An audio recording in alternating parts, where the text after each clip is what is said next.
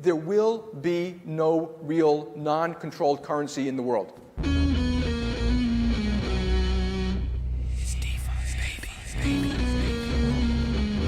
We're coming for you, banks. Increasing the block size to 32 megabytes right now. What would be the top 5 arguments that would get hurled against me? Oh, that's a good one. There are a few that the big blockers got right. Ching, like all these coins splash into the wallets of all the winners. I love that. There's a new threat out there. It's crypto. Hello and welcome back to the Bitcoin Cash podcast, following Bitcoin Cash on its rise to global reserve currency. This is episode number 133, Saylor Sabotage and BTC Ossification ? Featuring PakoVM today, or PakoVM, I got to get the pronunciation right. Today is Saturday, the 26th of October. I once again forgot to change the slides, but it's been a couple of weeks. I'm your host, Jeremy. Jet is doing the producing, same as always. Quickly on the price. BCH $352.66 USD scam cents for 100 megasats, which is up. 1 BTC sat buys 190 BCH sats, which is flat, and 1 ETH buys 699.4 megasats, which is up. We're doing well against Ethereum. You love to see that. And a quick announcement: the meme competition is back. Luke Pryor and I are once again running the meme competition. You can look in the Google Drive link on the slides, and I will also post it and pin it on my Twitter profile for all the rules and so forth. There is 2 BCH in total of prizes, including 1 BCH for first place. This year you can submit an image meme like in the past, but the actual main competition is to make a meme cash token. So you've got to make a meme cash token, give it a funny image, give it a funny amount of supply, a funny description, and then create memes around it or airdrop it to the community or whatever you want to do to add some hype to the BCH community with a new meme coin will be the majority of what we're looking at. So I'm interested to see what the community comes up with on that front. Okay, our guest today, PakoVM, is a BTC commentator and regular on Twitter, has a skeptical eye, I would say, on all things BTC, but nevertheless a firm believer in the project, and I'm looking forward to getting some unique insights on our episode today. Welcome to the show, Pako. How did you get into Bitcoin? Hello. Well, Bitcoin, I met it 2 times. First time in 2011. I didn't speak English at the moment, so I tried. It was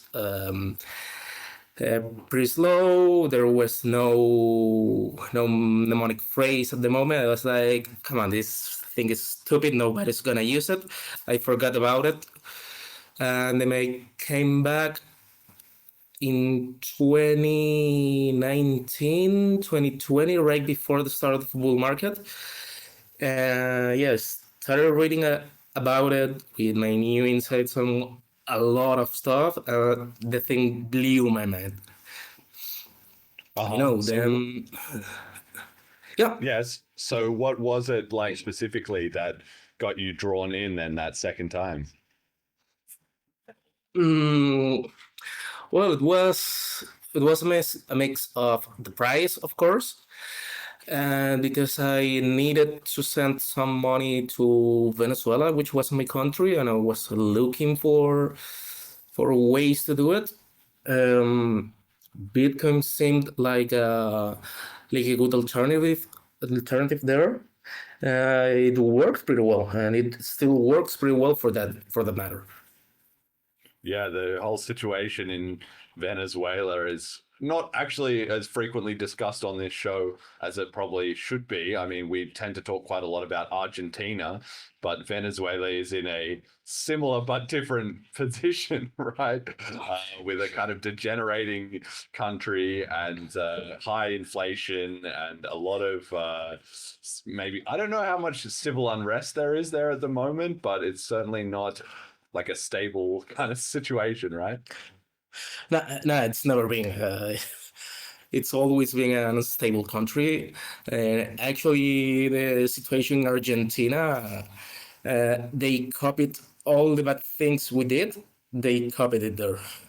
They started in Venezuela, and the politicians were like, "We have to import this thing. We're gonna fuck it up as much as we can." But they didn't quite manage to find the same degree of fucking it up. Yes, and now they seem to be getting like back on the right track, so maybe history can reverse. Well, Argentina learned some bad lessons from Venezuela, but now maybe Argentina can improve, and then Venezuela can learn some good lessons from Argentina. Are you optimistic about that? About Venezuela? No. No, okay. No, not at all. Not at all. I've never been. Last time I was optimistic about the country was last elections when this Edmundo guy he actually won legally, but they took it. They have all the power in the country. I was like, yeah, I was a fool for being optimistic about this stuff. I should have known better that they were gonna take it anyways. And Yes. so that was like the last time I think I will ever be optimistic about the country ever again. Yes, all your faith has been crushed. It's going to take a very compelling case of real change. And I mean, that's kind of a bit of a problem, right? That you see in cases, obviously in crypto and in geopolitics as well, the same thing happens. If people get into a bad spiral, if things are going poorly, then people don't believe they can change, which makes it worse. And then things just keep sliding downhill, right? The more cynical everyone gets, the harder it is for somebody to believably come along and say, hey guys, we can do better, but we're going to need to make some changes. And if people are already burnt out, then they just say, oh, everyone has said that before, right? So it just kind of gets worse and worse and worse and worse. And I would expect that's probably the same phenomenon that's happening there, right? Yeah. That's exactly that. There was a moment where people lost all hope, and nobody was protesting anymore, and people would simply wanted to keep on with their lives, no matter how bad the situation, because it's stupid to fight it. Yeah, no, it's just terrible. And that's what I think about a lot, in terms of the BCH community. That's how I see it a lot, because when I've talked about before on this show, when I started the show, BCH was at a very low point in some regards after it had been through 3 civil wars and the splits, and even just the general, there wasn't all that much chatter because so many people had already left or had falling outs or got disillusioned or whatever. But then even the people who were there was still a lot of negativity and a lot of complaining and a lot of people who were actually addicted to that feeling of having something to complain about. Once you have a situation that's bad, not only is the situation bad, but some people, some personality types enjoy that. They actually thrive in that environment because they can play the victim, they can always blame someone else, and they don't have a proactive mindset. So that was what was kind of going on, and changing that took a huge amount of effort. Now things are actually very positive and upbeat, and everybody's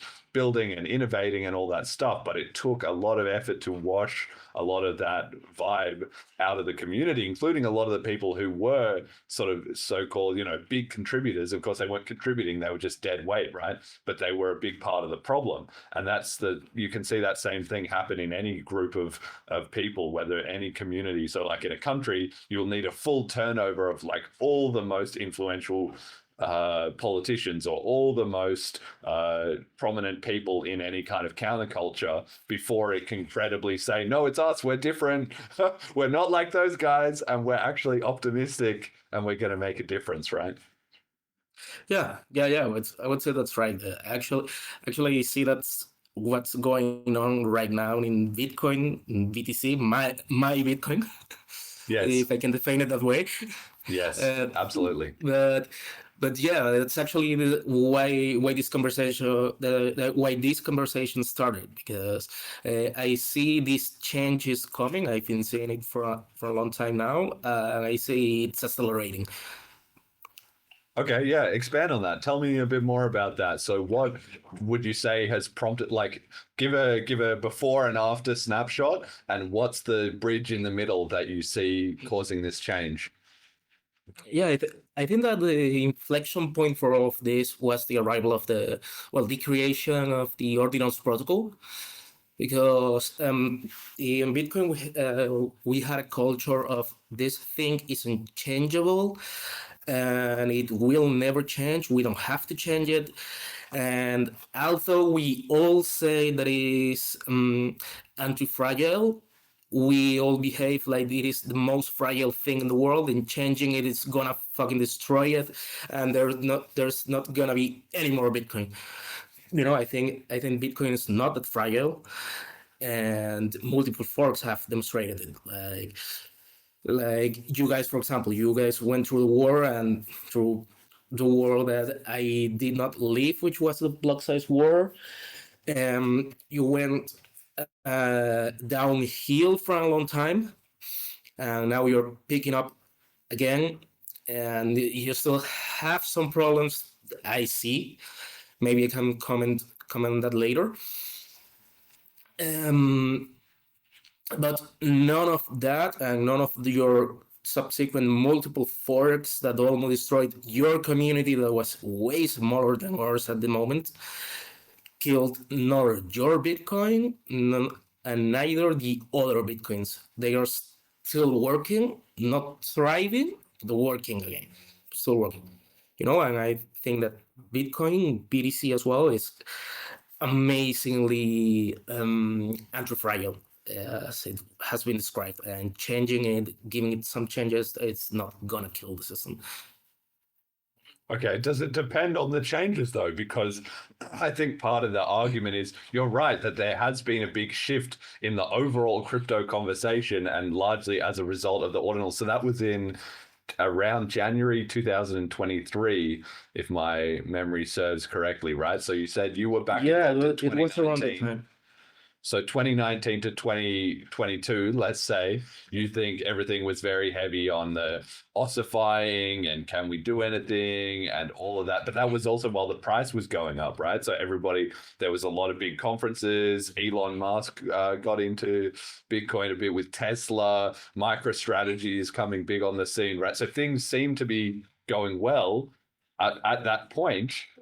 But then the ordinals changed the game because the sort of laser-eyed maximalists who were controlling the narrative then just got upset by this introduction that they couldn't control. It wasn't, they complained exactly about it, but they couldn't stop it, right? And that also proved the whole narrative a lie. Yeah, exactly. It actually happens like what Andreas Antonopoulos said a long time ago, that Bitcoin and everything in Bitcoin is just punk rock. You just have to deal with it. If you don't like it, fuck you. That's it. And yeah, these people have been spending a lot of time and energy in trying to filter out this stuff. But the thing is that Bitcoin is made in such a way that you cannot filter anything. Everything that goes in just goes in. The only way to get it out is with RBF. I know RBF is something you guys don't like at all. I actually find positive things in RBF. And one of those is being able to cancel transactions. If you make a mistake, you can cancel that. But that's the only way to get anything out of Bitcoin. Well, out of the mempool, out of the mempool. That's the thing. Because the filters guys like Bitcoin Mechanic and whoever else, their argument would be that there is filters and there always has been filters, in the sense that there's rules around standard and non-standard transactions. There's obviously the fee rate is itself kind of, a bit of a filter, like you can't just free transactions are no longer accepted and so forth. So they would say there already are limits in terms of the op return limit, and there's different protections in place, especially around standard versus non-standard transactions. But even what is a non-standard transaction still has limits on it. So those are a kind of filter. It's really a question of where do you draw the line, as opposed to whether or not, you can or can't filter things, right? Yeah. Yeah, exactly. The whole argumentation is that there's some things that should be filtered and some things that shouldn't. But the thing is that most of these data schemes, they can come to Bitcoin. You can strive that anyway. You guys in BCH have data that we had from before SegWit. You don't need SegWit, you don't need Taproot to inscribe data or data in the blockchain. These guys right now are experimenting with the most efficient way to inscribe data on the blockchain, and they don't really care if that's morally right or wrong. They are gonna do it because it's making them money, and for the people who are not making money with that, it's fun for them. And actually this has come with a really big positive side, that is it bring back the conversation of how do we scale Bitcoin again? How do we change it? Because these people are gonna keep doing their stuff. So we need to do our stuff in another way that doesn't interfere with them, because they are interfering with us. Yes. So Yeah, I think it's quite. it's a consensus network. Everyone can participate at the same time, and all we can do is be more efficient at what we are doing. And if we find ways to be monetizing transactions more efficient, those guys are also gonna find ways to be more efficient.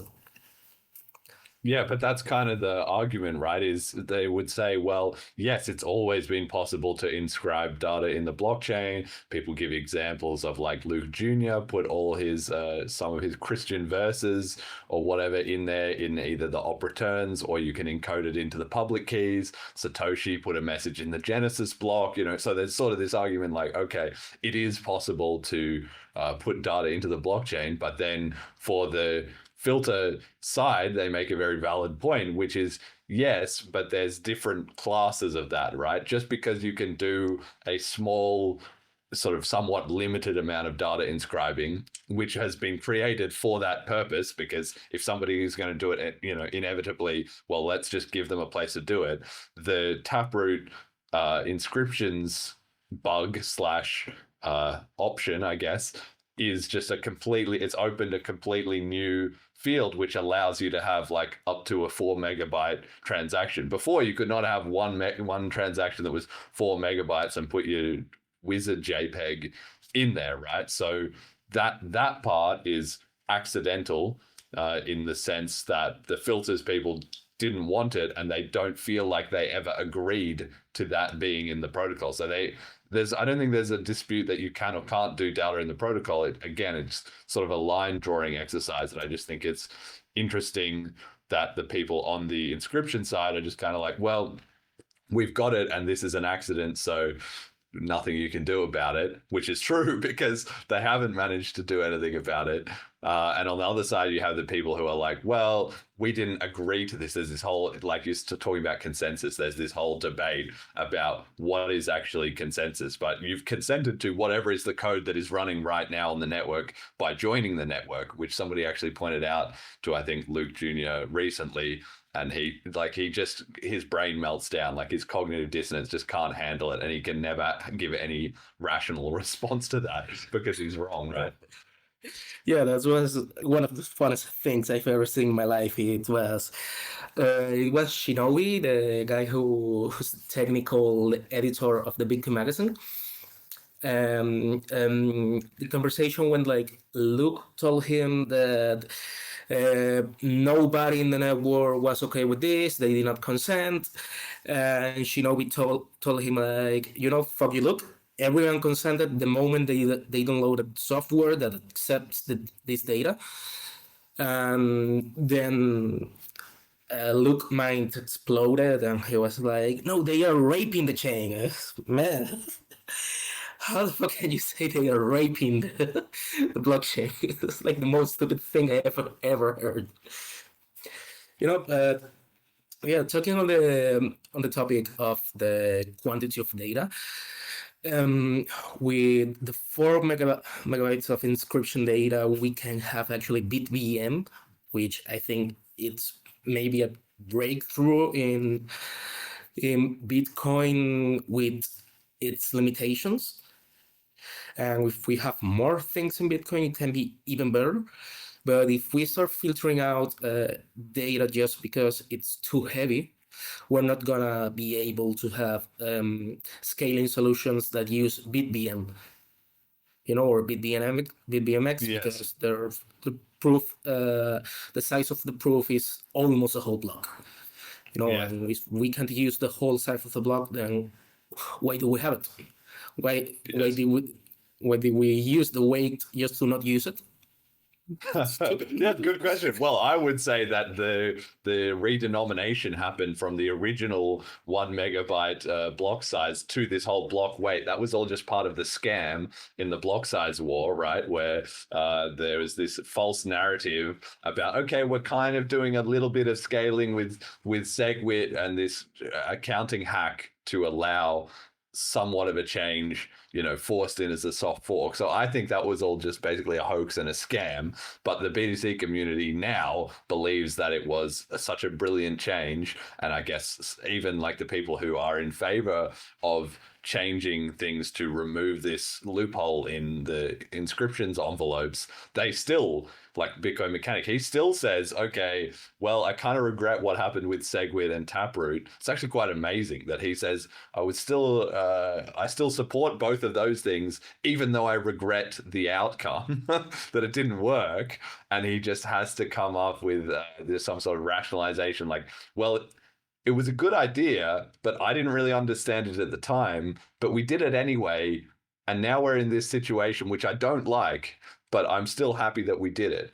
And it's just the most convoluted way of trying to explain to himself how it is that he has a network that he thinks is not serving the Bitcoin vision that he wants it to serve, which in his mind is small blocks for peer-to-peer electronic cash payments. But now it's not even that. It's small blocks, which it wasn't. Originally, it was big blocks, according to Satoshi.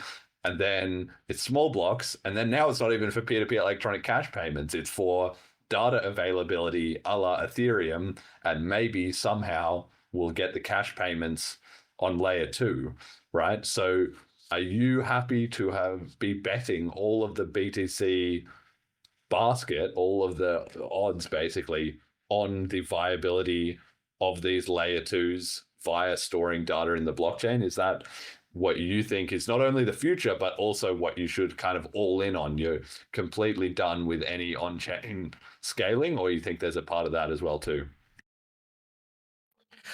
Yeah, I actually think it's gonna be part and part, and I think that in time, not right now because we're not politically ready to do that. We're gonna get bigger blocks, and I think that we will try with algorithmic blocks just to wipe up the conversation, which I think that's something you guys did really well and should have been from the start. So the things should have never happened, the whole war and fork and stuff. It was just a consequence of someone taking the wrong solution to a problem at the moment. It was Halfini telling Satoshi to make the blocks 1 megabyte. Yeah, I understand both sides. Both why it's a good play to have bigger blocks and why it's a good play to have smaller blocks.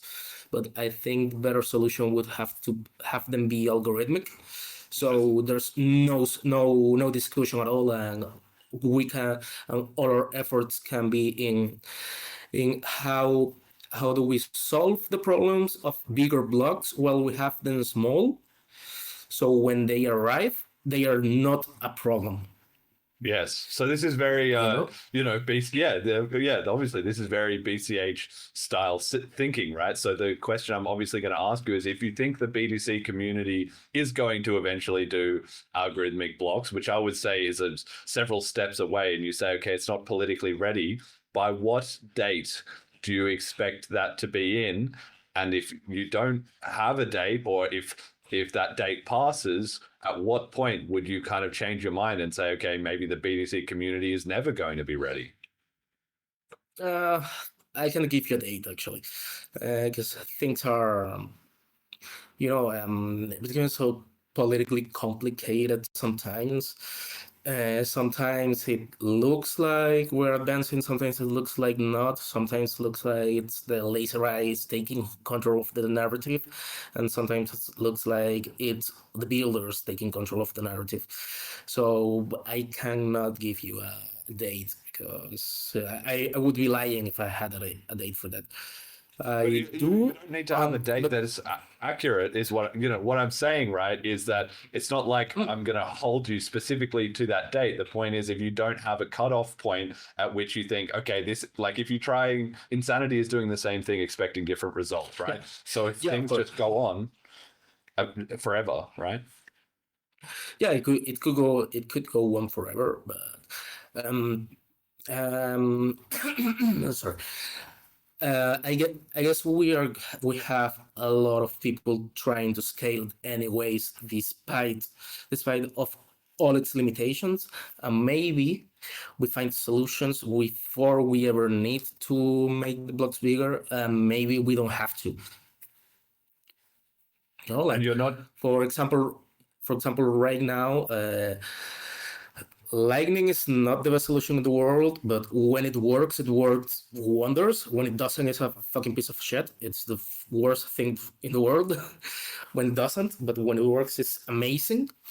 But for example, just adding some small upcodes, it could make it a world better. We could still have the same properties of Bitcoin outside of Bitcoin, which I think it's the proper definition of scaling right now in Bitcoin BTC. Yes. Yeah, so that makes a good point, actually, which is that the algorithmic blocks, I mean, part of the reason I'm skeptical about the algorithmic blocks is because that wouldn't even be the first thing on the agenda. Like, the community has gone through trying to discuss, okay, are we going to do CTV? Are we going to try and do L-enhance, which is CTV plus a bunch of other stuff? Are we going to do OpCat? Are we going to do all of them? Like, not only is there people arguing to cut back on the protocol and actually close the window on the taproot inscriptions, at the same time you have people who are trying to make forward progress. So one way it's often said is it's like politics, right? You have conservatives and liberals, essentially. So you have the BTC community as a whole are essentially the Bitcoin conservatives, because the BCH community were, in a way, the Bitcoin progressives, right? And so now that there's this faction who are in the BTC side who are like the liberal conservatives that are trying to make changes, they're having a supremely hard time doing it because the momentum is already set on BTC is going to be the conservative chain that doesn't change, that doesn't fuck things up, because they think that's too risky, right? And there's been so much marketing, so much messaging to the world about that any change is seen as insanely risky. Whether or not the tech is risky, what's risky is disrupting that perception that we're stable and we're not going to screw things up, right? Yeah, well, that also depends on who you talk to. If you talk to, for example, the Twitter community, things are not going to change ever, and we are going to be carnivorous Christians with a trad wife and 100 kids tomorrow night. And anyone who doesn't do that, it's going to burn in hell, and they are going to be in debt forever because they're using fiat. Yeah, that's the thing you can see on Twitter every day. It's completely ridiculous. It's a caricature of the people that like Bitcoin. Well, for example, Shinobi, the guy who made Luke melt, he has an article about this, that Bitcoin is just not libertarian. And when you talk to other people that are not do not follow that standard of the retard Bitcoiner, there's no other definition for that. You have to be a retard to believe that.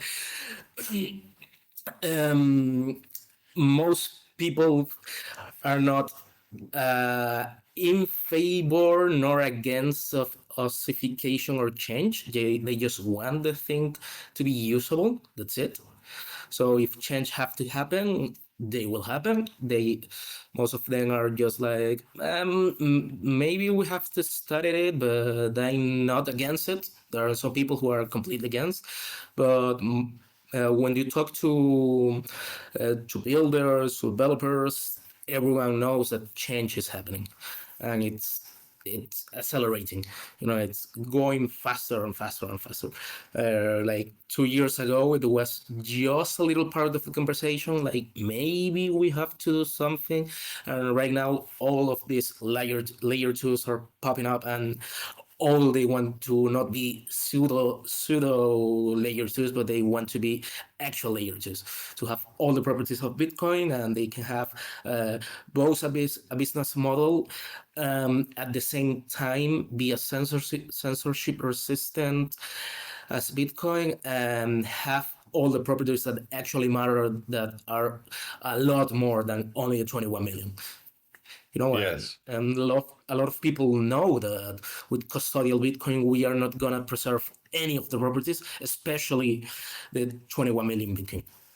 Yeah, so Emergent Reason says in the chat, and he's mirroring my own thoughts, which he says, BTC is accelerating, ?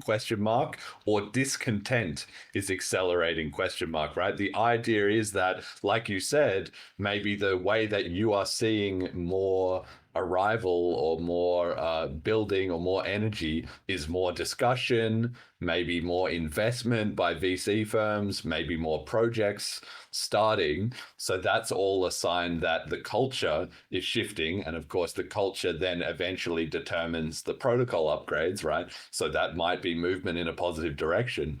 But in my mind, there's also a big difference between chat and action, right? So there's a lot of chat. There can always be chat that, okay, we're going to change the protocol, we're going to add this, we're going to ship this upgrade. But actually shipping an upgrade onto BTC Layer 1 has defied anybody's ability to really define how to do it, let alone actually getting it done, let alone actually getting it done in the face of significant opposition, right? So I feel like maybe the story that you're saying there, that the builders are getting more prominent and so forth, maybe, but not really, because what happens is those people try and build something, it doesn't work because the protocol doesn't support it. And if they wanted to actually make a difference, they need to ship a Bitcoin Core competitor, which will essentially just create a civil war instantly.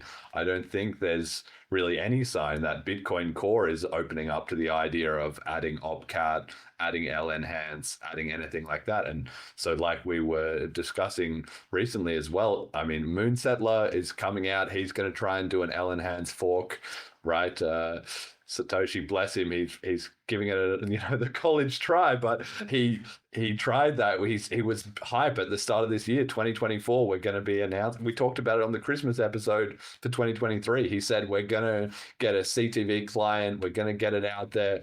Hasn't happened. Nearly a whole year has passed, and now he's starting up. Okay, we're going to start an lenhance client, and who knows whether that appears or it doesn't. But the reality is, it's not going to break the monopoly of Bitcoin Core, because as he himself will admit, all the money and all the funding and of course all the credibility is with that Bitcoin Core team. So providing a viable competitor, you basically have to do it the way BCH did, which is you have to split, and then you have to be going long enough that your technology also has credit that it can work. The upstarts within BTC, it's just not viable. And so as much as there might be more a culture, in quotation marks, of building, if there's no client and there's no protocol upgrades, it's all for nothing, right? Well, that's my opinion anyway. What do you think? Well, that's actually a great point. But I mean, I'm not a developer, so I am not that inside of how it actually all of this works. But I talk with a lot of developers, and there's a lot of people working on core. They are not the people merging code, but they are working on core, and most of them want to change. And the good thing that I've talked with all these people is that since what we're trying to achieve right now is a soft fork, if the building culture wants to have one client to activate the changes we want, we can just do it. and since it's a soft fork, Bitcoin Core can't reject it.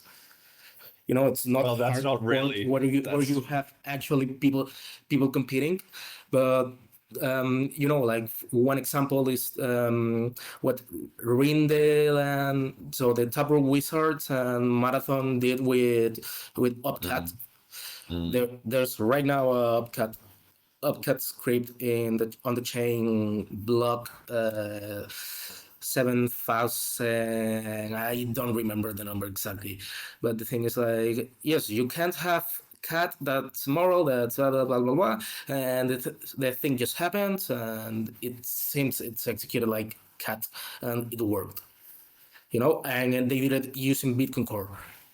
Yes, I mean this is at the edge of my technical knowledge here. I know what you're talking about, so I don't want to misspeak on this topic and say something, but it wasn't exactly the same, right? It was like they found a way to maybe emulate it in and put it in the script of the inscription, or they got it to display somehow on mempool. It wasn't just like we've got cat and we can just use it and crack on, because otherwise that's what they'd be doing, and all advocacy for cat would have stopped. We would be in this future of, okay, all the building that was promised has started, but that hasn't happened. So it wasn't a good enough hack basically to actually deliver opcat as it would be if you added it into the protocol, right?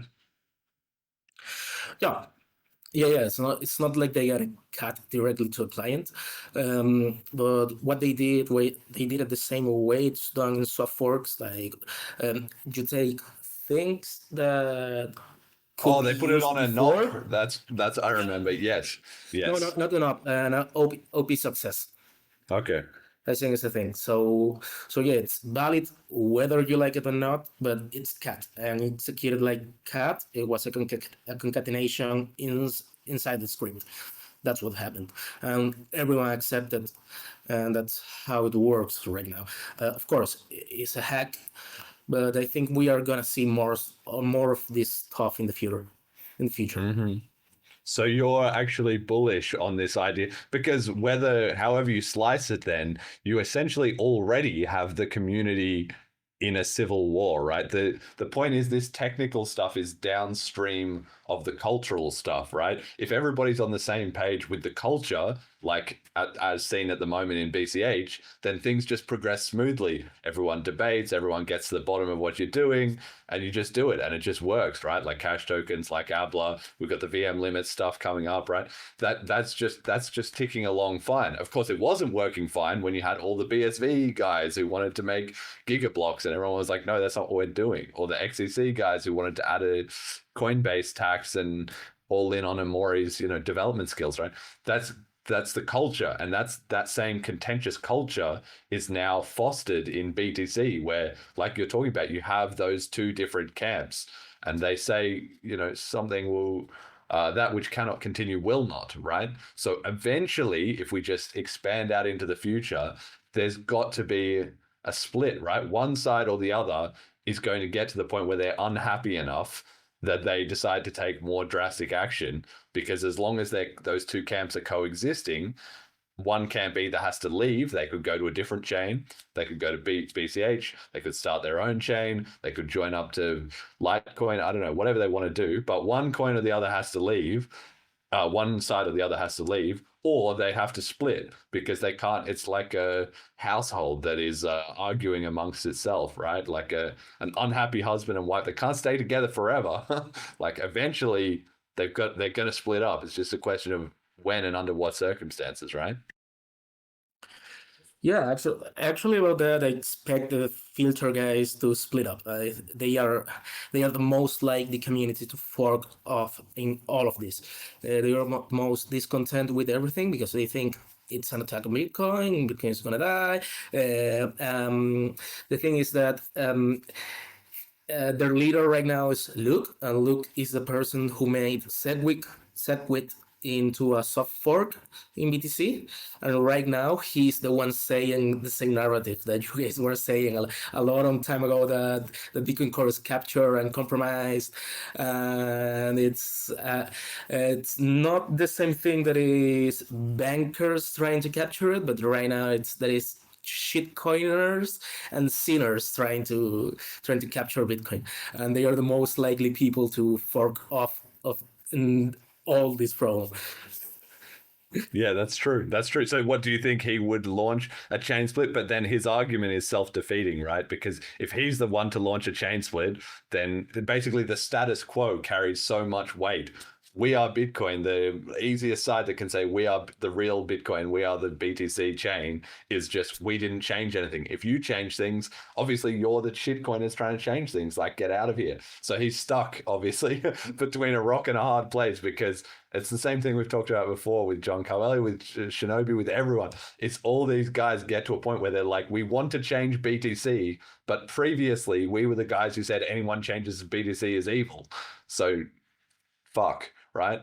Like that's now the position that Luke has found himself in, right? And everybody is just stuck in this like gridlock. It's like a traffic jam, you know, where nobody can move because nobody else can move. And to get, you know, somebody would have to break the rules. Somebody has to make a move to break it up. Otherwise, it's just going to keep going on with Bitcoin Core, just shipping the same like small trivial patches and nothing really happening, even to the extent that people are trying to work around it with inscriptions, right?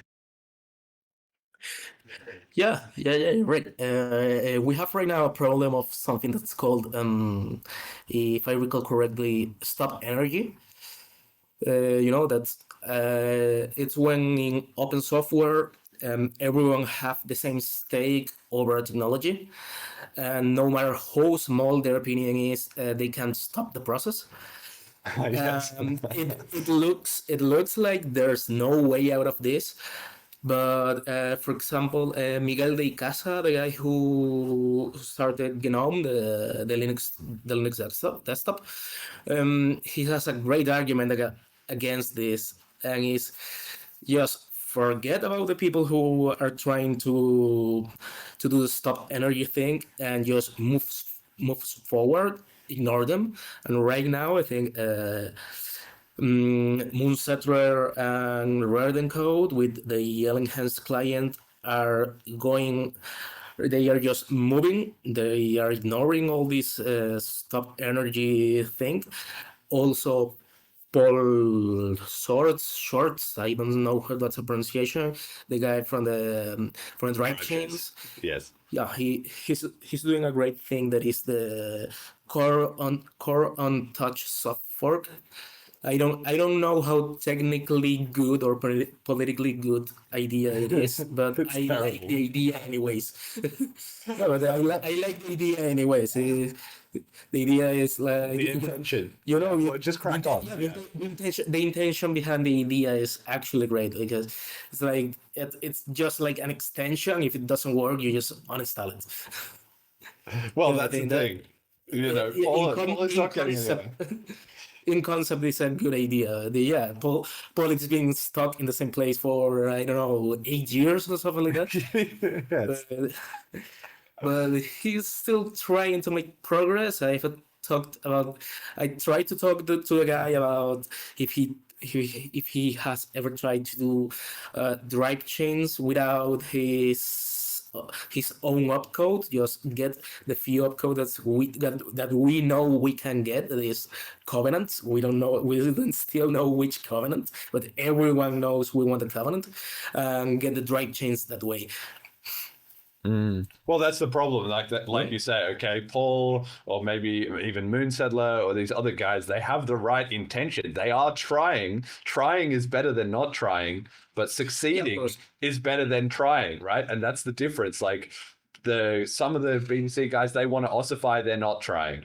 Some of the BTC guys, they're trying, but they're not working. And BCH is actually making progress. Instead of trying to make progress, we're actually making progress. We're shipping upgrades, we're improving, the community momentum, we're growing the size of the community, and eventually that's going to outstrip a stalled BTC unless something can break the deadlock. And the people who are trying have been trying for a long time, and they don't have any new ideas really. If they did, we would see it, and we would see an upgrade happen, right? But we haven't. So actually, I want to just tie it into, we've got a slide here which Jet will put up in a second, that you and I actually got onto this chat because of this Twitter thread where you said, quote, "If Carmen joining Taproot Wizard isn't the ultimate signal that Bitcoin culture is shifting completely and that the chain won't ossify, I don't know what is."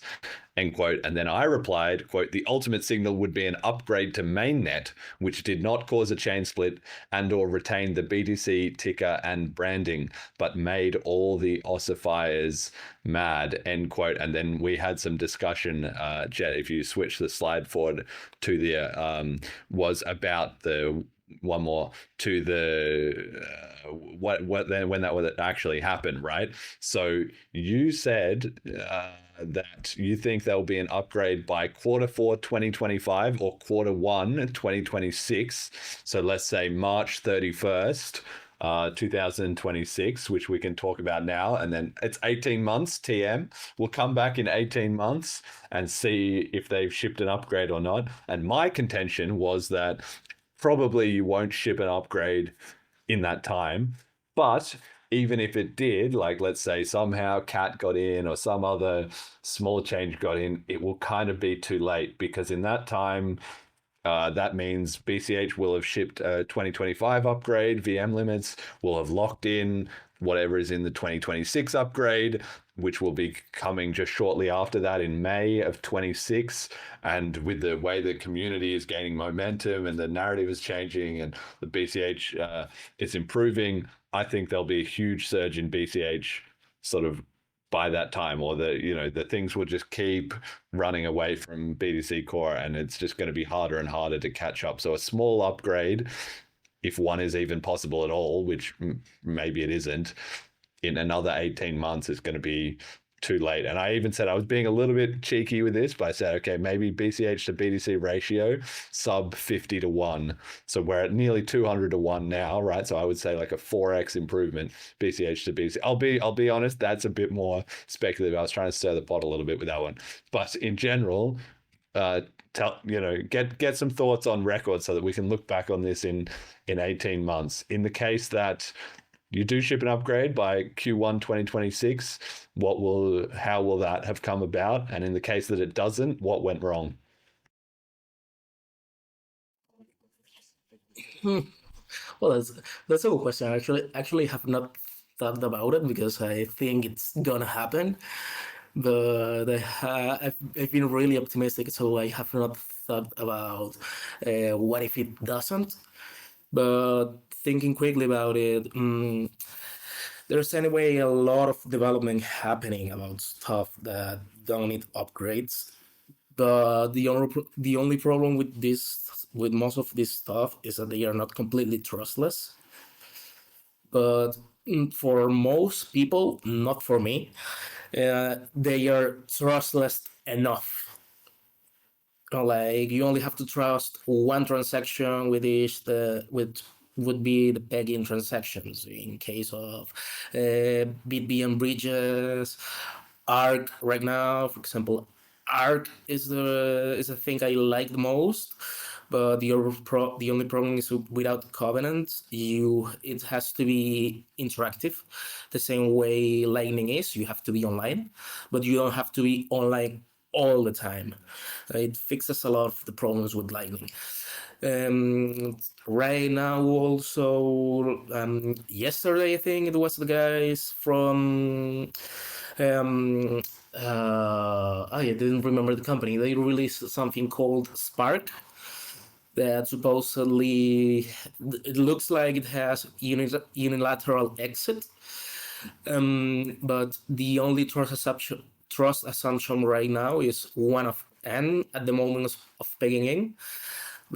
They should Um, they are supposed to delete keys, so they cannot collude with you.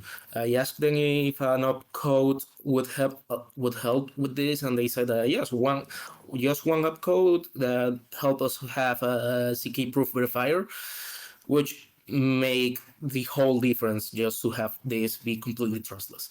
Since everything that's going on right now wants to be trustless, and they all know that they just need one small change to be completely trustless. I think in the end we're gonna collude to make everything trustless, to have the one thing that helps everyone. It's not gonna be a silver bullet, but it's gonna allow for all of this stuff to work properly. Yeah, okay. So that's a decent bull case, which is that you think that the incentives are growing to ship an upgrade, which would unlock all these different features. And obviously, the more people you have working on those features and the more investment money that goes into it and the more community excitement there is about all these features, the more likely it is that bleeds over into let's actually ship a protocol upgrade.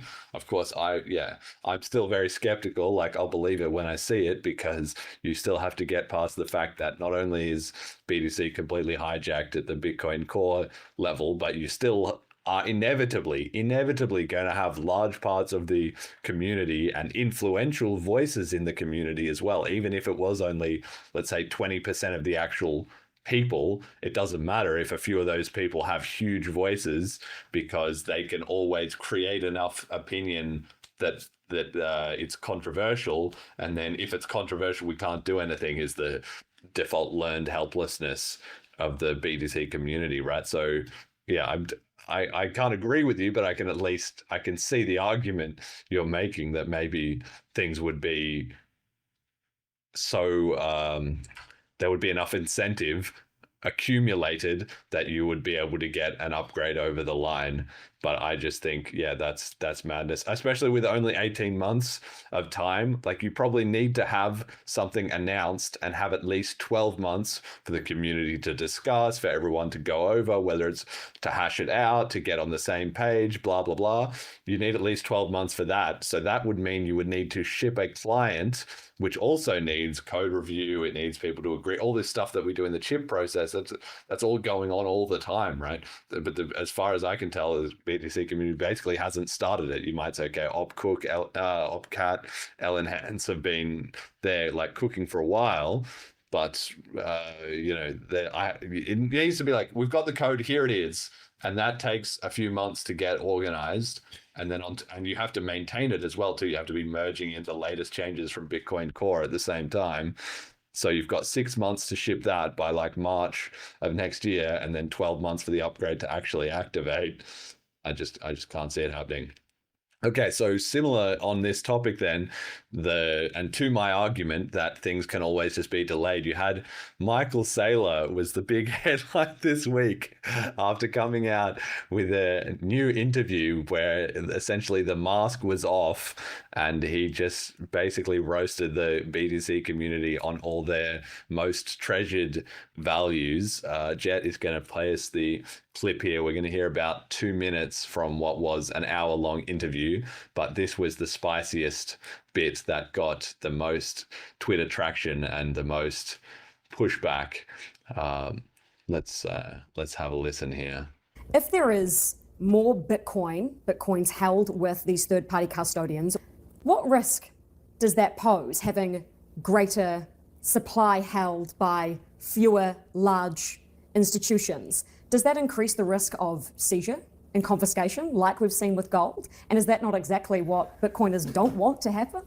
No, I think it's the opposite. I think that when the Bitcoin is held by a bunch of crypto anarchists who aren't regulated entities, who don't acknowledge government or don't acknowledge taxes or don't acknowledge reporting requirements, that increases the risk of seizure.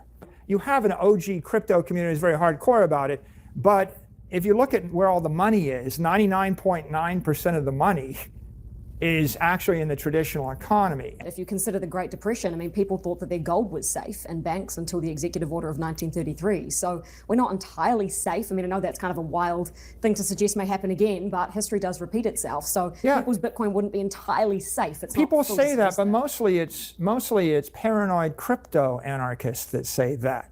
Okay? Because it's a myth and a trope that goes on over and over again.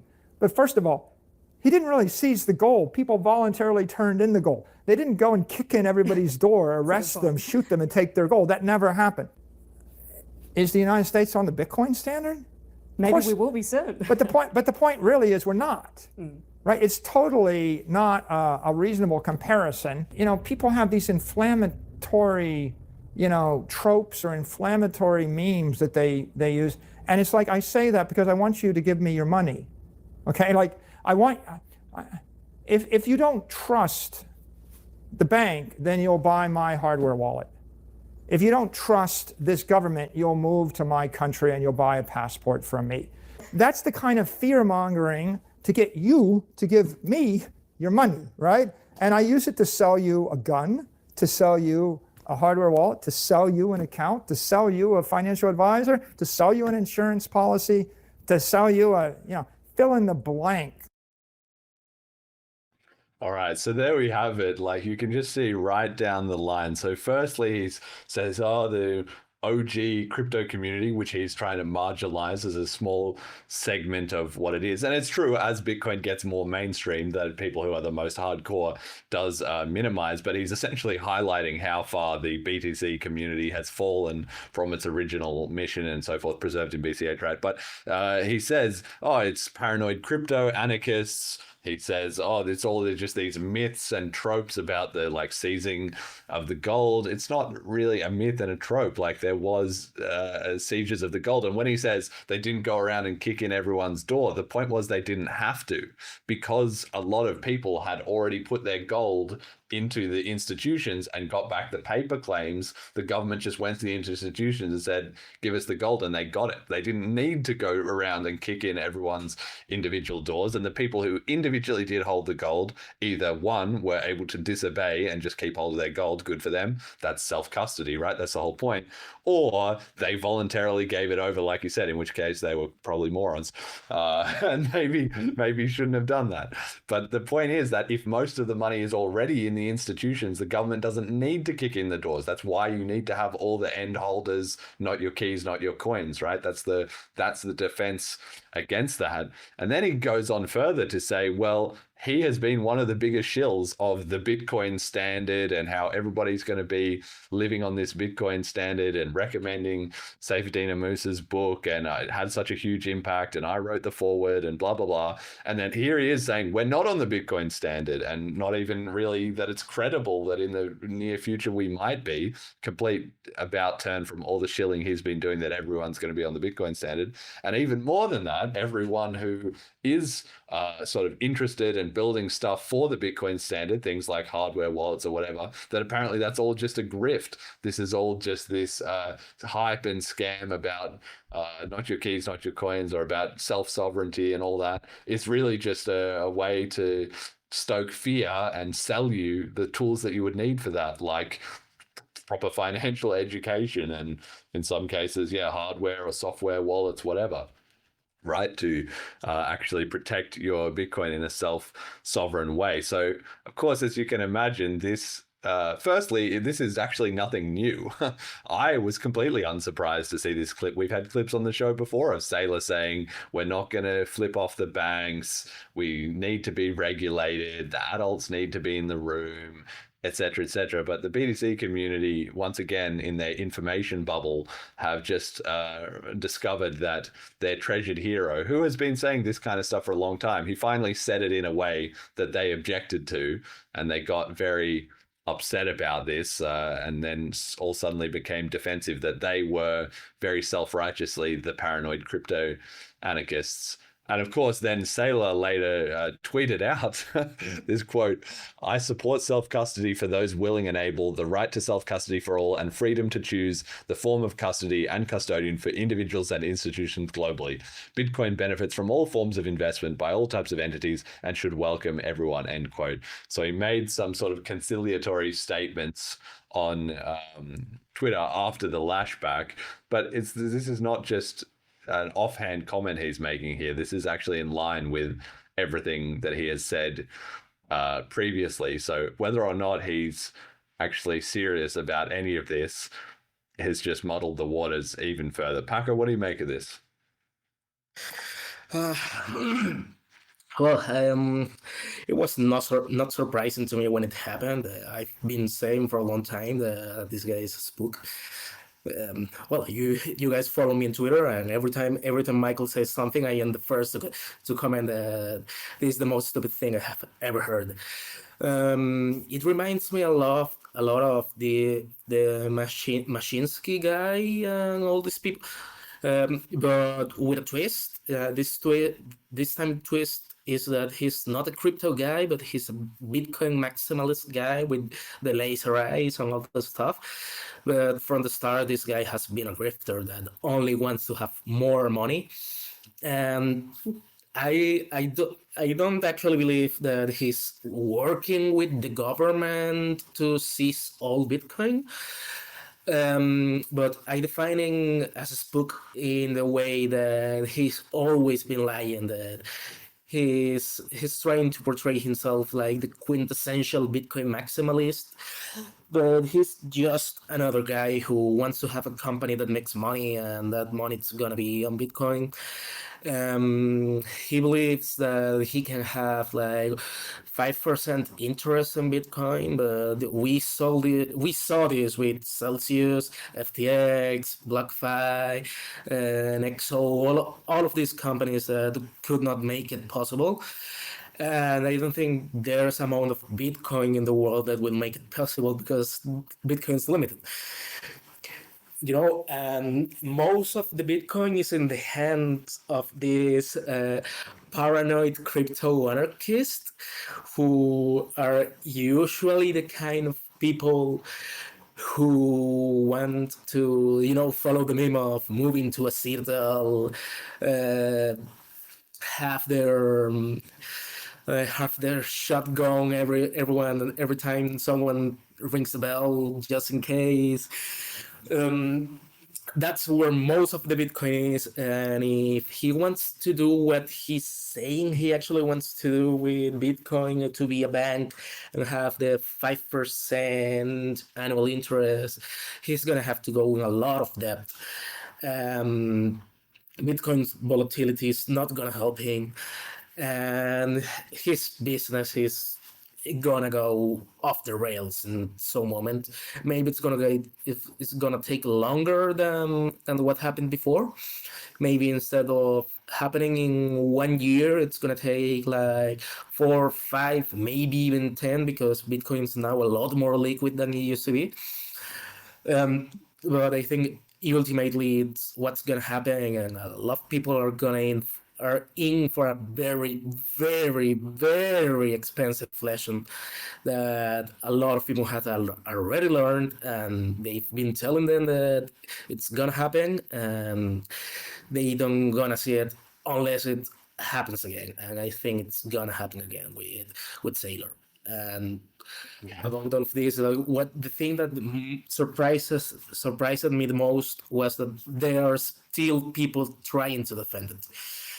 Like I am not that surprised that some people are. Let me try to rephrase this because it's gonna sound like dissonance, but it's not.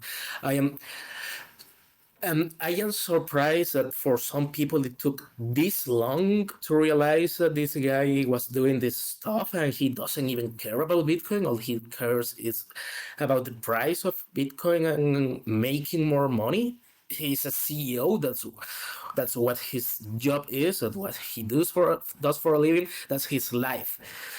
These people live to make money, and that's all they care about.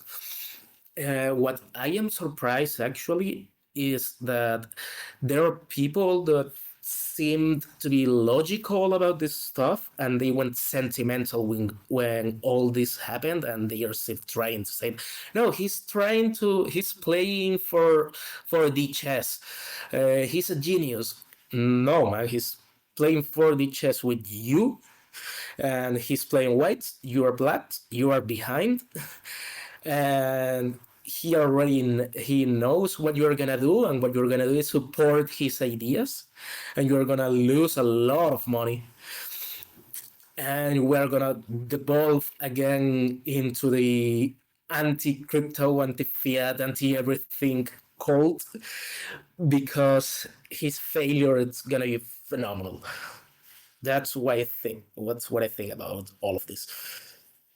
Yeah, well, that's the real problem is now the BTC community is in even more of a dilemma, let alone trying to actually ship an upgrade and stuff would be hard enough if you had everyone on the same page. But they've spent all this time building up this guy as the biggest promoter of BTC and the face of everything that's going on to, you know, large parts of the rest of the world. And then here he is now putting out the opposite of the message that they were trying to sell. But the thing is, even if they're upset and whinging about it later, he doesn't have to listen to them. He can just say whatever he wants. They've already made it big for him. They've already big upped him this whole time. And now, you know, be careful who your friends are, right? And it's coming back to bite. So there's people trying to like say, oh, well, we need to cancel or get rid of Michael Saylor or call him out. Well, it's like his voice is bigger than yours, and you were the ones who gave him all the credibility in the first place. So nothing really you can do to change your track now. Like it's already a bit too late in many regards. So this is just another reason why I can see there's just this perpetual infighting and problems in the BTC community. You're never going to get any productive forward change going on, because this is what's taking up everyone's mind share. This is what everyone is thinking about all the time. They're not thinking about how we're going to do a better upgrade. They're thinking about what's the latest Twitter cancellation that we need to do that we got ourselves in for, right? It's ridiculous, basically. Yeah, it's ridiculous, but the thing is that that's Twitter. That's not an accurate representation of reality. You know, in Twitter, everyone is shouting and everyone is trying to cancel, everyone is trying to be funny. I'm trying to be funny all the time. I can't do it all the time. But you know, that's not the reality of what's actually going on. Like I see there's a few people who are still trying to defend it. And I am not surprised, but I think more pushback against his shift.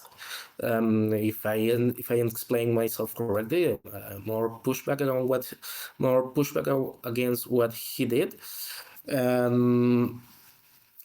don't think that this is gonna stop the train of upgrades. Maybe he can still do the things like trying to not allow some developers to get some money, but developers have been circumventing this stuff for a long time, and a lot of developers are simply shipping stuff and they don't care what's happening. Like, for example, look at the ARC guys. They didn't get all the financing they need, and they didn't get the upcodes they need. They still shipped. Floppy, I think you follow him, the Indian guy, the floppy disk guy. He's been working on OctoJoin and JoinServer for a long time, and to make it work as exactly as he wants, he needs one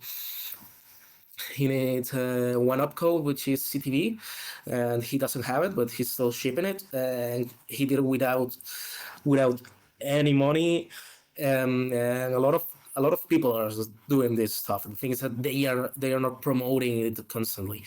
All we know is when the HRF gives their grants, when Saylor says something retarded like this, when Seyfedin says something even more retarded because he's a fucking retard, when Giacomo Succo starts a fight because he's another retard, and all this stuff happens. That's what most people see, but that's not the whole picture. No, there's a lot more behind the stuff. Yes, a lot of people get distracted in this, and they think that's the whole thing, but that's not the whole story. Yeah, it's true. Like I said, that Twitter chat is chat, right? So Twitter, there's just a lot of chat. So I agree with you in that sense that that's definitely not it. And underneath the surface of the water, the bottom of the iceberg is people just working away, shipping software products and so forth. But I also think you're sort of incorrect to say that there's just always fighting and arguing. Like the BCH community fairly rarely in the last 2 years has had a lot of fighting and arguing. Even when there was the big CoinFlex meltdown, everyone was pretty much just on the same page. Like, Mark Lamb, you're a scammer. Like, give us back the money, right? And then there's been another couple of minor incidents we've covered on this show with the Reddit mod drama. There was a little bit of that.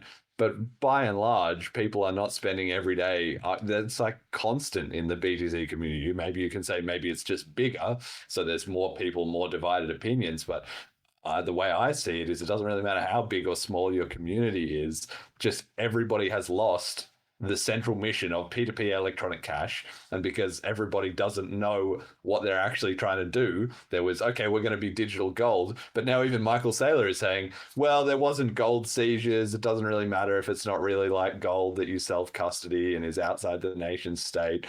That's all just paranoid crypto anarchists, right? So now maybe even the whole digital gold thing is going to be transitioned out, and it'll just be, this is institutional money used by a couple of select customers, which is kind of already what happened. There's already huge amounts of the BTC either in Michael Saylor's hands or in the exchanges. Basically, the vast majority of BTC users, quote unquote, don't hold their own keys, right? It's just not even feasible with the limits on the block space, even less with inscriptions and op return runes taking up all of the block space, right? So I think, just the perpetual war, like the issue is never the issue. There's always a trending thing that is upsetting some segment of the BTC community, but at the end of the day, like you say, stuff is getting shipped, but it's all getting shipped with workarounds. It's all people trying to find a way past this impenetrable wall of we can't improve the protocol, and just kind of running into that wall over and over and over and over and over again. So speaking of that, let's talk a little bit about upgrades. I've got a slide here for the VM limits. Oh yeah, jump in. Yeah, chat. Do you guys think that Saylor's going to pivot to like a pro proof of stake position? Because in my mind, it's like he wants interest, like yield. He wants entities to have, or to be the largest custodian of, and like those two things you get with proof of stake. So what is the thing that's holding him on to Bitcoin? Has he talked about proof of stake before? I don't know that I think he's talked about it in the vague sense that he loves, his word salad about Bitcoin is encrypted energy and you have the miners and blah, blah, blah. Like they're good talking points that he likes to go back to. Of course, we've seen here that he's now just gone from, oh, nobody ever, all the gold was seized and stuff too. Nobody ever seized the gold, so maybe he can do the same pivot from, oh, well, Bitcoin is encrypted energy with proof of work to, oh, guess what? I spent a few years hating on ETH, but I realized actually they were the giga brains because they were getting paid yield, and how good is yield, guys? So I think it's unlikely, but I can't rule it out, because once you've already thrown your credibility out the window by making just such a ridiculous 180 on one subject, obviously you can just rehash that, rationalizing to yourself to do it on another, similar and related subject. So I think it's not such a bad option to flag. Yeah, it's insane. It's not unfeasible, but is also not likely. I think he's gonna try to keep control of the narrative for a long time. because something that's real and it's not exclusive to the BTC community is that people like to follow people of influence and power, and Saylor seems like a guy with influence and power just because he has a lot of money. um, I see that the same thing happened in Bitcoin with Roger Ver, the guy from BCH. There was a lot of people who called him the Bitcoin Jesus, just because he had, I don't know, like 1 million Bitcoin or something like that. It was. Well, hang on a second. Let's just we got to just be clear about this. That wasn't Roger did get the name Bitcoin Jesus, and he did have a lot of money, but he didn't get the name Bitcoin Jesus because he had a lot of money. Although you could say maybe subconsciously he did, because he got it from his because he was an angel he was an angel investor in Bitcoin, and he was a real advocate. Yes. But a lot of people I've seen, I read some of the forums, and a lot of people were like, well, yeah, this guy has a lot, and he became like a billionaire because of Bitcoin, so he's not wrong, and he's really the Bitcoin Jesus, because he's here to save us all, because he has a lot. And it's the same thing with Saylor right now. But yeah, the thing is that Ver at least he cared about the Bitcoin mission, but then he became martyr for you guys when the block size happened, and the two sides, simply the people who left the block size, who worked from our side, see him like a traitor, and you guys see him like a savior. And you guys see, I think it's Adam Back like a traitor, and some people still see him like a savior, but not everyone see him like a savior anymore. He's just like this guy who talked to Satoshi and has maybe some influence, but nobody cares about his opinions anymore. He's just a guy with a lot of Bitcoin, does trading sometimes, and he's constantly speaking about the Godzilla got candle, and he has liquid that nobody uses liquid. He's just like some guy over there who somehow has a lot. You know, but I think that people are making the same mistake with Michael, which is he seems Michael Saylor like what's the the song was like the Bitcoin, but they call him the Bitcoin Giga Chat. Yes, it's like Bitcoin Jesus. He's got his own title. That's his title, and people started because he has a lot. He went through a lot of debt to get a lot of Bitcoin, but I think we should actually be looking at people like, if we're gonna see someone with a lot of influence and power, it's gonna be Bukele, because that's the guy who actually legalized Bitcoin somewhere. It's like the only problem was with, you have to make all the prices be in Bitcoin. It's like, yeah, you can have it, you can pay in Bitcoin, it can be on chain, on Lightning, and if anything else comes or Bitcoin on chain gets a lot better, you can use whatever you want, as long as it's Bitcoin of the unit of account and it's actual Bitcoin. You can use it legally. I think that's the thing we should be looking at, instead of Saylor saying that he owns, I don't know, like 1% of the supply and he wants to own more, because people they devolved into this cult of only buy, never sell, which is stupid. If you are not gonna use Bitcoin, why do you buy Bitcoin at all? You know, just having it just for no sense. I know you guys say that in Bitcoin we don't use it. The thing is that we don't use it on chain, we use it on Lightning. I use Lightning a lot.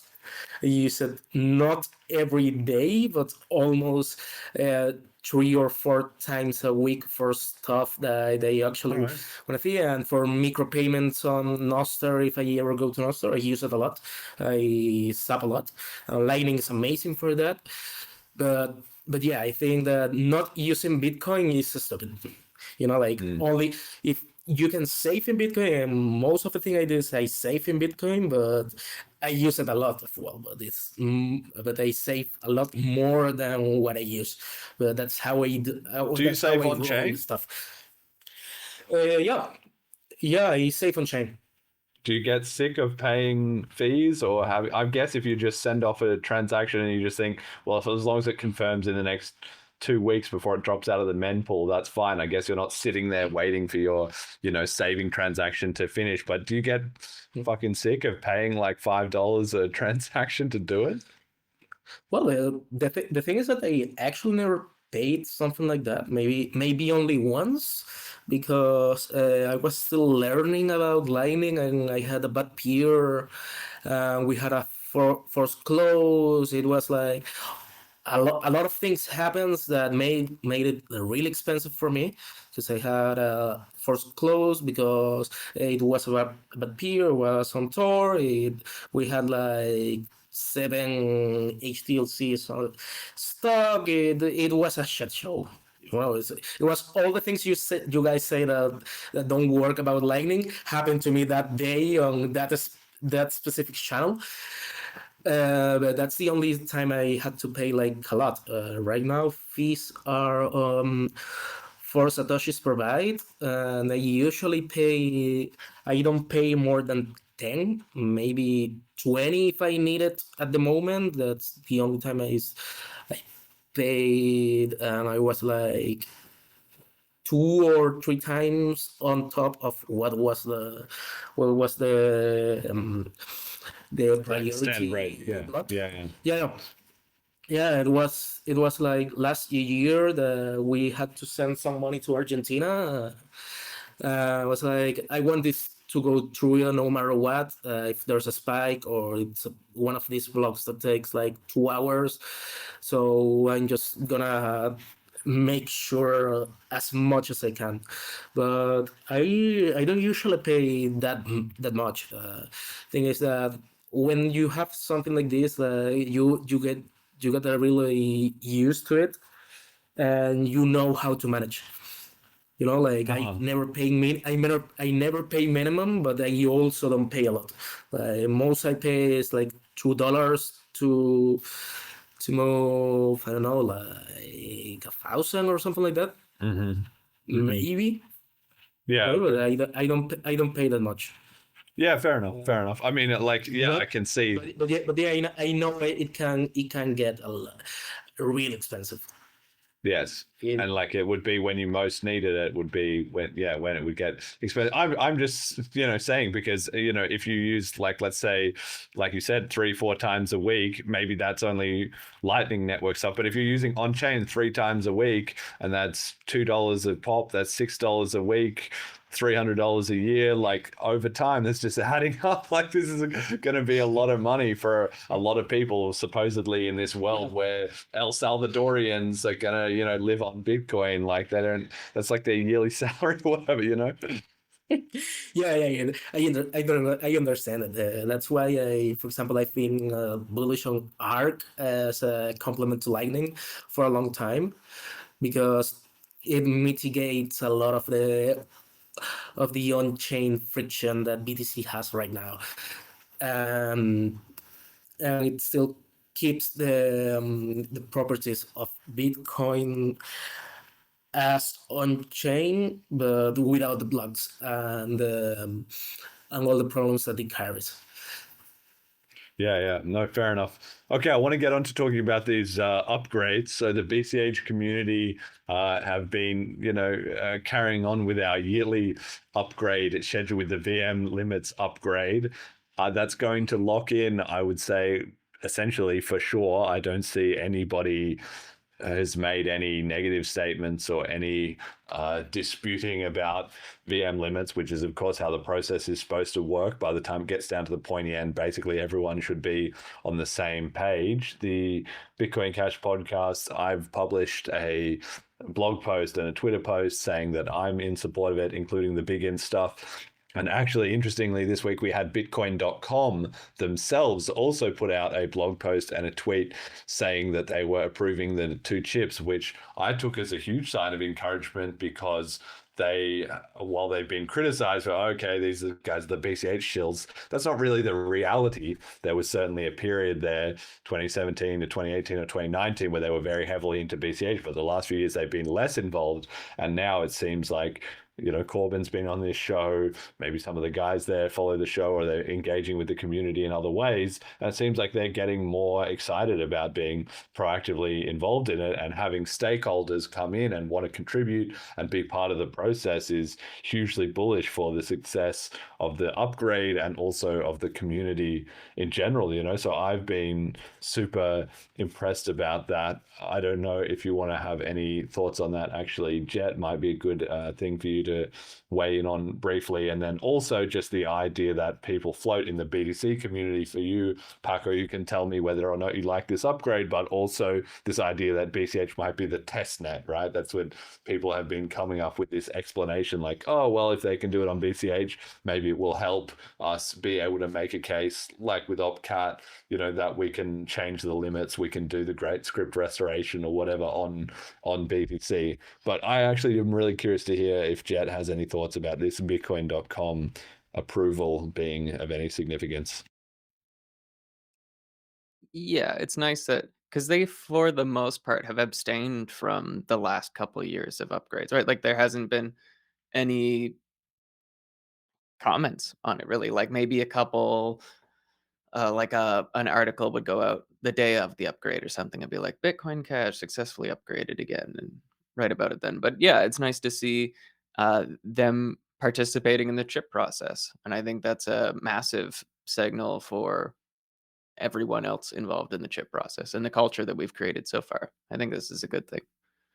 Yeah, it's really great to see, because these things have inertia and momentum, like I was saying before, when things are going bad, they just tend to get worse. And then when things are going good, it takes a long time. Like this has just been what the chip process now be, what its 5th year.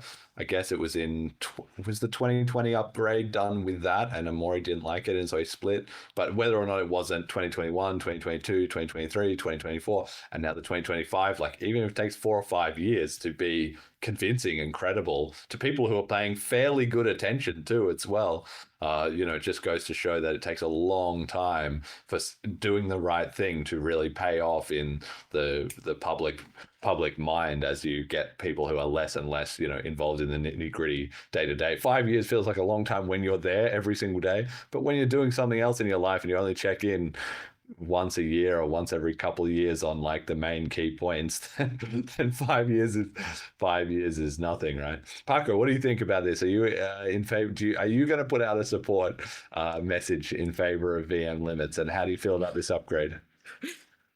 Well, I actually have no opinion on that, because that's way beyond my level of understanding of the things in Bitcoin. That's something more for developers. But the thing I can say is that you guys found a path to progress, and you have been on that path for a time now, and it's apparent. You can see it from outside right now. It's not like Bitcoin Cash doesn't seem anymore like just Bitcoin with bigger blocks, but that you guys are actually building. But the thing is that exactly what your mission is, and your mission is to try to replace BTC and then replace its mission. And our mission is right now just to be Bitcoin. There's no leadership in Bitcoin right now, and Bitcoin Cash hasn't.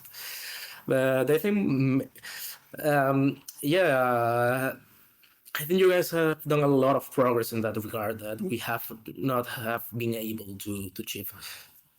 Yes. What do you think about this idea of being a test net? Do you think BCH ships this upgrade? This is similar to the great script restoration, proposal that Rusty Russell, Reed and Co, some of these guys are working on. Do you put any stock in the fact that if BCH, or when BCH essentially adds this, that it will then be easier for BTC people to say, okay, look, we can do this upgrade, it would be roughly equivalent, right?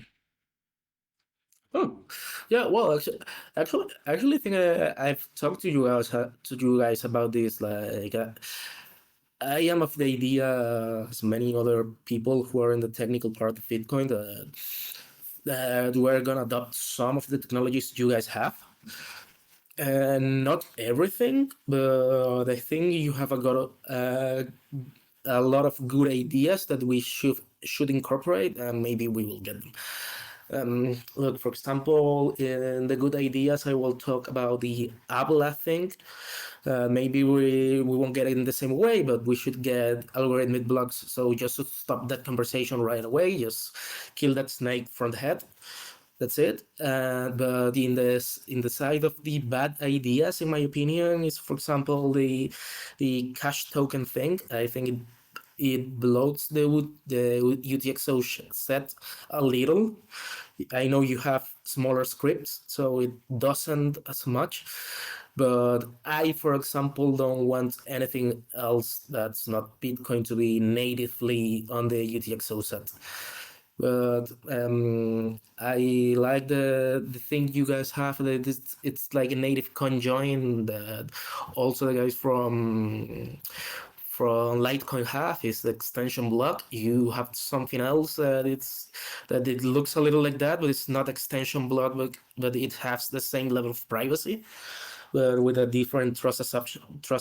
I'm not so much informed on that, but for example, in that, I think the best option is what Monero has, that is the ring signatures.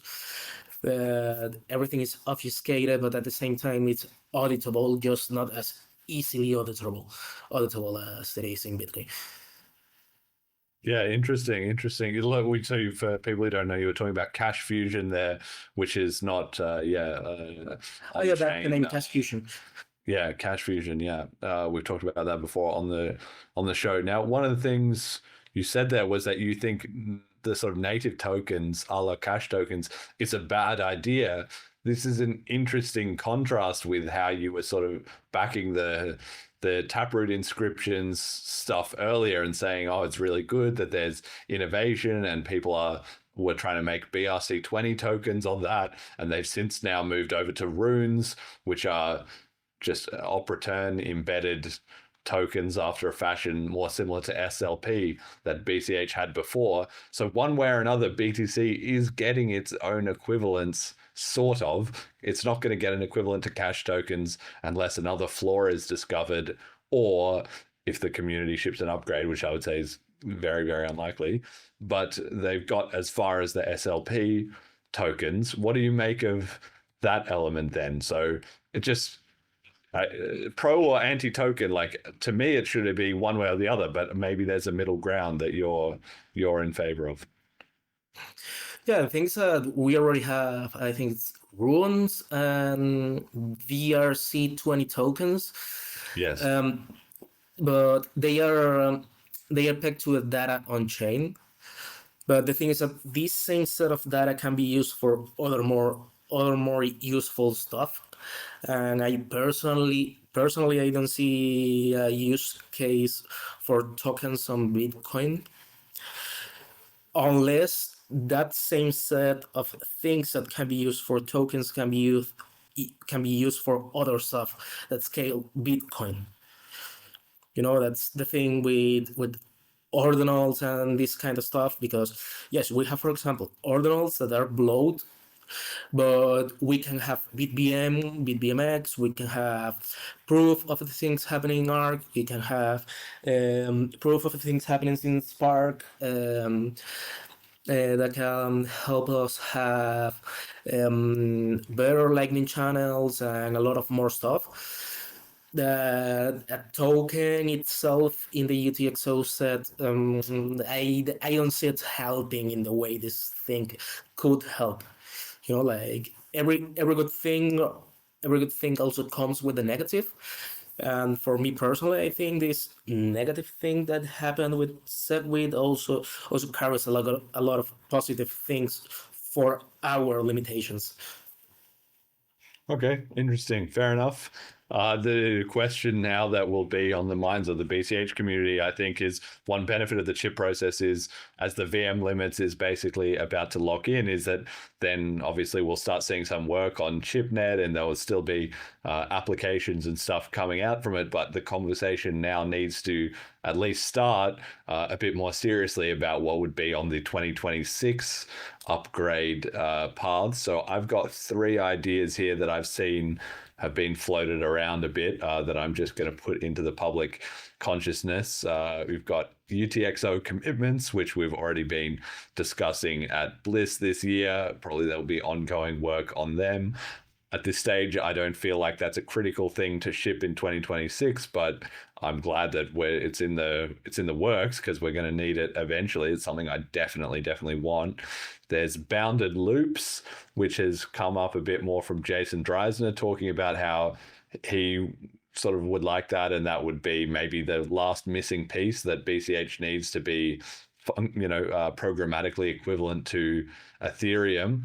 But he has also kind of said, well, maybe I might take a bit of a backseat on that. So it might be up to somebody else to be doing the legwork to get that over the line. And there's also still community discussion about sub-Satoshis, about maybe subdividing Satoshis another 3 orders of magnitude.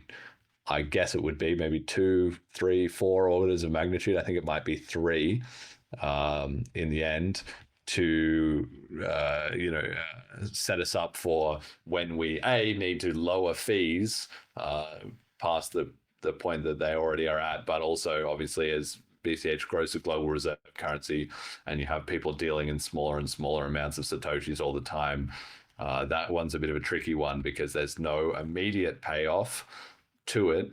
But on the other hand, the later that you leave it, the more, the harder it is to just change cleanly. I don't know, Jet, do you have any thoughts on any of this? What do you think about changing the discussion now, 2026 upgrades? Is it too early to talk about that, or should we be getting a bit of chat going? I don't think it's ever too early. So yeah, let's get the chat. I would like to see a loose roadmap from each node team where it's like, this is kind of what we want to do, and then the chip process kind of fills in the gaps over time. That's an interesting idea. Yeah. I don't know enough at the protocol level to be like, I'm in favor of this thing, or I'd like to see this happen. The thing I think I'm most excited for is the zero confirmation escrow stuff. And that comes with the VM limit upgrade, right? Or not, it doesn't come with, but this is something that we can do. Yeah. So for next year, I don't know. You're good. Yeah. Okay. I'm happy with BCH. All right. It's going all right. Pako, what do you think? Would you be interested in any of these ideas on BTC eventually? UTXO commitments, sub-Satoshis, any thoughts on that? BTC already has a far higher price than BCH. If anybody needs sub-Satoshis, it's you guys, not us, Yeah, sub-Satoshis seem like a logical step. Something that we should for sure have to adopt at some moment, because if the price is still going up, it's not just gonna be impossible to pay, but there's gonna come a moment where even new blocks are not gonna add anything new to the supply, because they're gonna be less than what can be spent. Yes. Yeah, so maybe adding sub-Satoshis could, I'm not really sure, but maybe it can make things be a little cheaper because of how this data is structured. Maybe, but I don't know. I would have to investigate. But maybe we would need them, especially because if we are going to move to layer 2s where we have them, we cannot be rounding all the time. We are gonna need to have them natively on Bitcoin as well. It's kind of interesting. I'd never thought of before, but yeah. I wonder if someone's figured out the year where miners won't be able to move their Coinbase reward. 546. Well, you wouldn't be able to move it individually. You would have to sweep it up in a transaction. I'm not talking about dust limits. but just fees to move. All right. The dust limits If it thing costs sounds 30 well- cents. Yeah. Yeah. Well, I don't know. It's probably not for a while, right? Yeah, I don't think that for a while it's gonna happen. I think that I think we're gonna reach an equilibrium in some moment. It's not gonna be something crazy like a million satoshis per byte or 1,000, but maybe 100. And if the price is aligned with that, it's gonna be really expensive for a lot of people, and maybe miners won't be able to move them. I don't know. I don't think it's something to worry about right now, personally. Yeah. Okay. Next up, we got the BCH conferences. So the Bitcoin Cash Argentina guys had their conference. It all went off really well. Big shout out to them for that. There's videos and stuff of the talks is coming. There's been some that Paul, actually, if you can go on his channel, RSPL 3829 or something like that, and you can find his videos. He's done some videos of them, but they're going to be producing more videos that they actually have from the conference organizers themselves, which it might hopefully include some like translations and stuff like that. There were some talks that were in a mix of English and Spanish and so forth. So I think they'll be coming out with some really good stuff there. I've heard that's in the works. You've got in November, the Bitcoin Cash Nigeria team are running a BCH festival coming up this year. And then also at Bitcoin Cash Argentina at the end, it was announced that there's going to be another Bitcoin Cash City conference in Townsville, Australia from August 28th to 30th, 2025 with the theme of legal tender. So the number of BCH festivals, meetups, conferences, physical large events does seem to be rapidly growing, which I take to be a massive indication of the growth of the scene, and probably also is an outcome from the price not constantly crashing. So people do actually have spare money both to host and attend these meetups. Of course, doing things in person, face to face, always tends to get results a bit faster than collaborating remotely. That's just the way humans are wired. What do you make of this, Pako? Are you a big fan of Bitcoin conferences? Have you been to any of the big BTC ones and give us some insider knowledge, or do you just tend to stick online? So far, I've been only the one that's in my city. It's not that big. I was with Bitbox, the company I work for. We made, the Bitbox O2 is a hardware wallet. It only supports Bitcoin, Litecoin, Ethereum, and Cardano on another wallet. I don't remember the name right now. And we have a Bitcoin only version. But yeah, Bitcoin conference so far they've been good. There have been 2 editions of the one in my city, and I have liked them so far. It's not as weird as Twitter is. Actually, most of the people are joking a lot of how Bitcoiners are online, and then when you meet them in person, most of them are actually civilized people with a rational brain. I think maybe that happens to you guys as well. Maybe you have some crazy people that you say, man, I don't understand how this person lives, and then you meet them in person, and they are actually really rational people. It happens. Yeah, maybe. Happens a lot. I remember this happening on Linux. Yes. when I was younger, when I was starting to use Linux when I was a kid. I remember that in the open source community, there were a lot of people that were like this version of a crazy communist who thought that only sure things are the future and the way to go in life, and then you meet them in person and they are actually rational people. Most people that it's just chat. That people being too loud. Yes, yeah, it's just chat. People post a lot of stuff online that when you have to look someone in the eye and defend that position, it's a lot harder to do, and so then they sort of write off.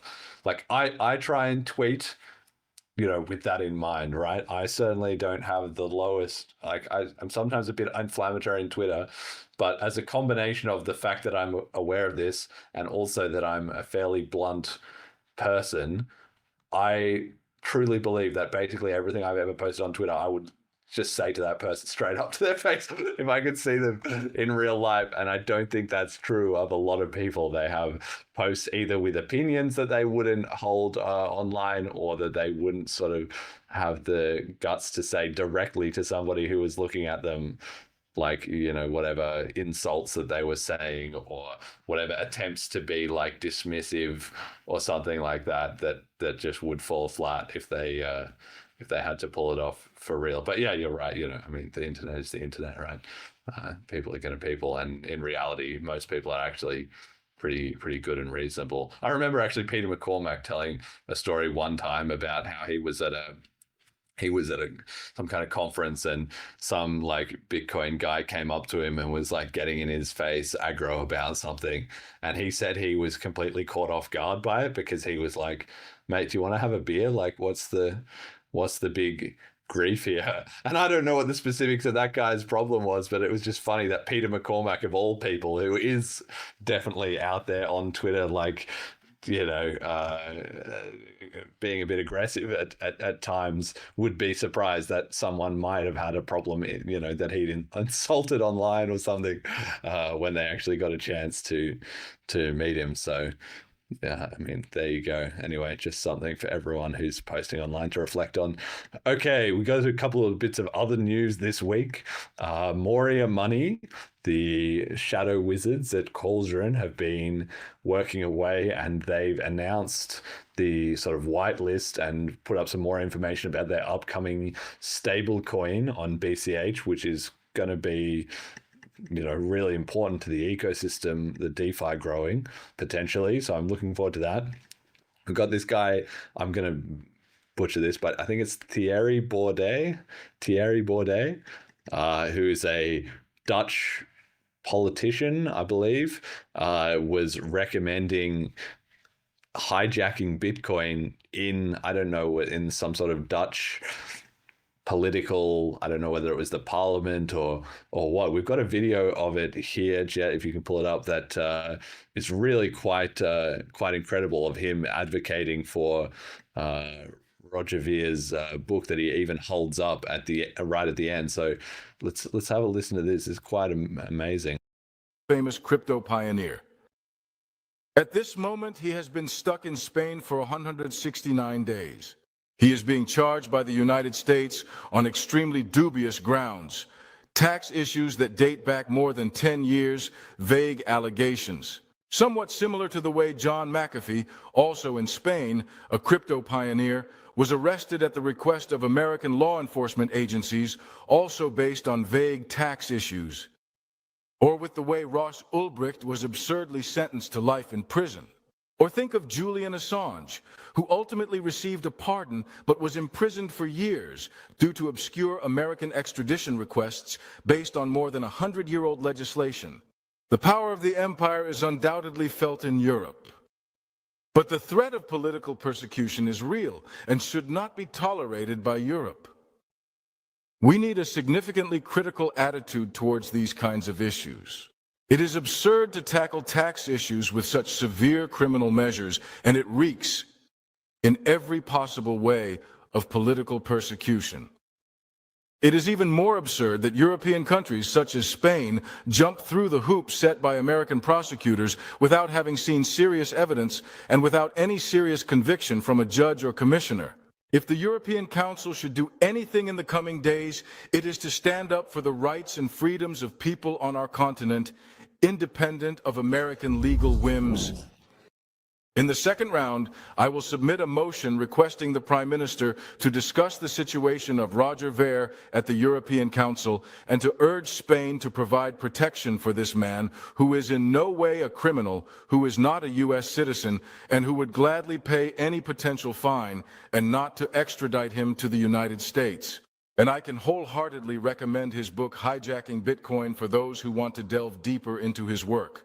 Thank you. It's just absolutely incredible. Again, I'm not sure the specifics of whether this was some European Commission or the Dutch Parliament or what exactly is going on here. It's not even really clear how many people he's speaking to. There was a quick shot of the audience, but there was like one guy sitting there and a few empty chairs. So who knows what sort of session this was? But it really just goes to show how big Bitcoin as a story is these days. Like nobody is standing up talking about the block size war book by Jonathan Beer in Parliament anywhere, right? It's just this whole case of Roger and the hijacking of Bitcoin and stuff has been such a huge part of the general global conversation in 2024 relative to anything else related to the whole origins of Bitcoin and all that has been previously. It's just the word is getting out there and people are beginning to understand this story. It's too important not to. And with Julian Assange and Trump has talked about pardoning Ross Ulbricht, right? The community in New Hampshire and other places have been doing massive work to get that on the political agenda, right? It really is just a case of, once again, just the consistency of the Bitcoin community, and in this case, the Bitcoin Cash community, just sticking on those same message over and over and over again, that these things are getting traction in a way that would have been incredible to think about 5 years ago. Yeah, I don't know. Any thoughts on that, Pako? Well, the only thing I have to say about this is that I support that they should be discussing the thing with Roger, because although I am not on your side of the discussion and I'm not 100% supportive of everything Roger has done. I think he did nothing wrong here, and he should be his case should be looked at. There's no real reason to imprison him. No, he's not a U.S. citizen anymore. He paid all his taxes. He's been basically off the United States for how long? 10 years or something like that? Maybe more? Over 10 years, yeah. Maybe more. It's completely unjust. It's not okay what they are trying to do to him. And there's no ground for any of that. Even if I don't see it as the good guy, or in this case, nor as the bad guy, I didn't really have a strong opinion on Roger. I think they should have not done this to him. Yeah, absolutely. All right, and one other thing, piece of news, Kraken are launching their own competitor Inc.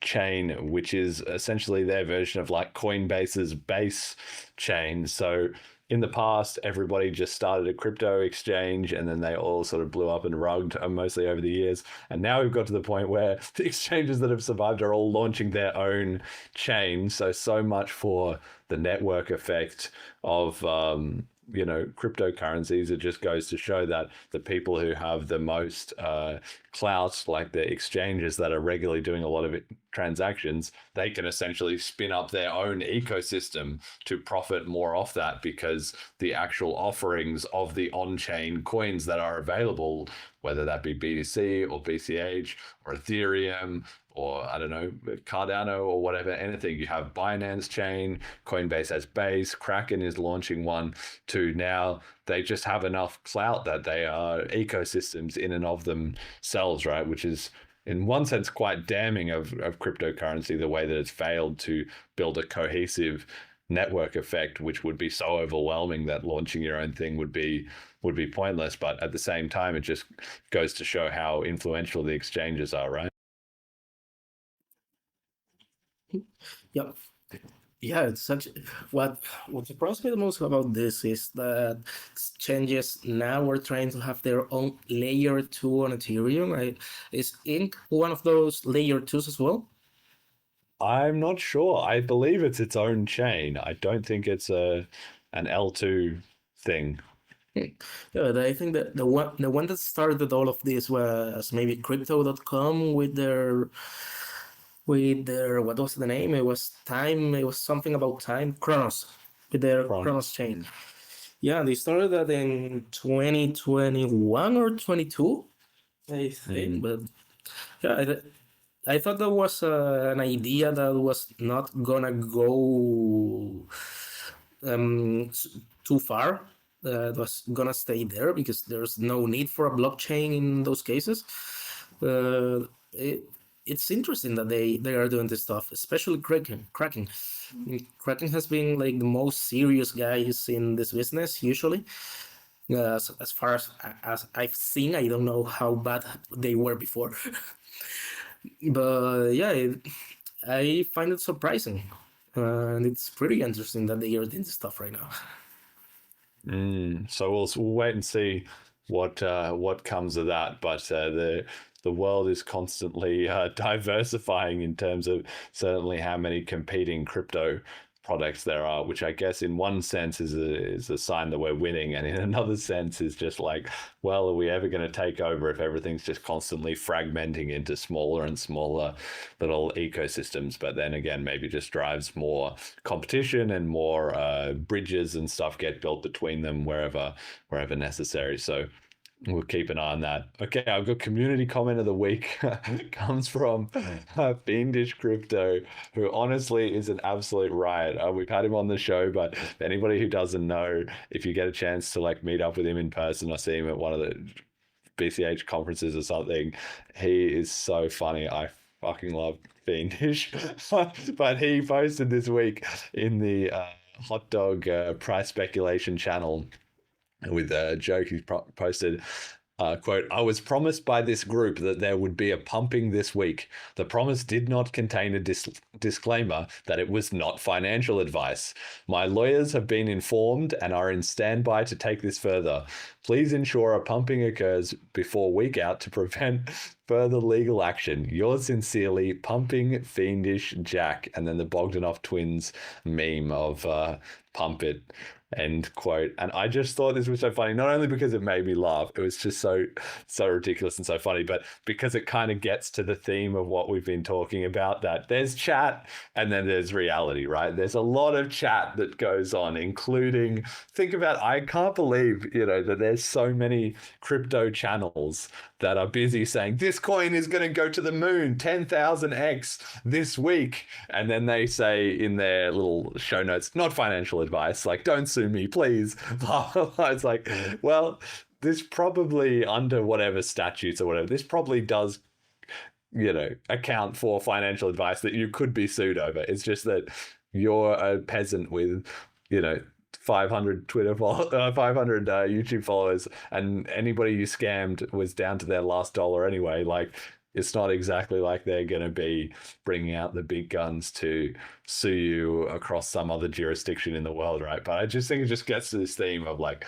what are the consequences? Like, on this show, we talk about, okay, BCH, rise to global reserve currency, right? But I really am not out here recommending every different coin under the sun, but it's a genuine strategy that some people have, right? Pako, what do you make of all this? We didn't talk about the broader crypto market. Do you go in for some shit coining, some old coins, or what's the go? BTC only?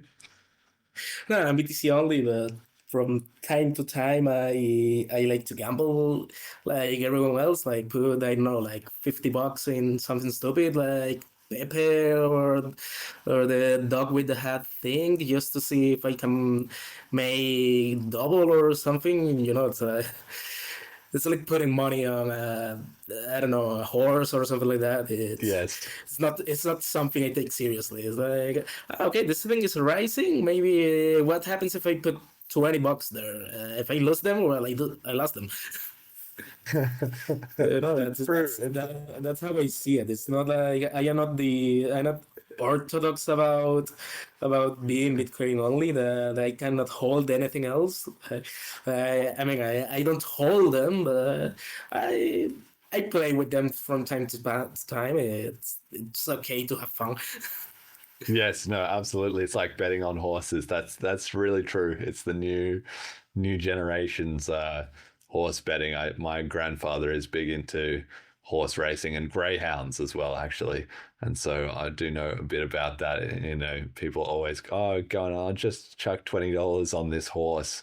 A huge industry just relies on a combination of plenty of people willing to waste $20 and some people willing to waste their entire lives. And between those two segments, it's exactly the same as crypto. So brilliant. Brilliant. Okay. Speaking of that, we've got meme of the week this week. It comes from Cindy Wang. For people who don't know, Cindy, one of the former Satoshi's angels.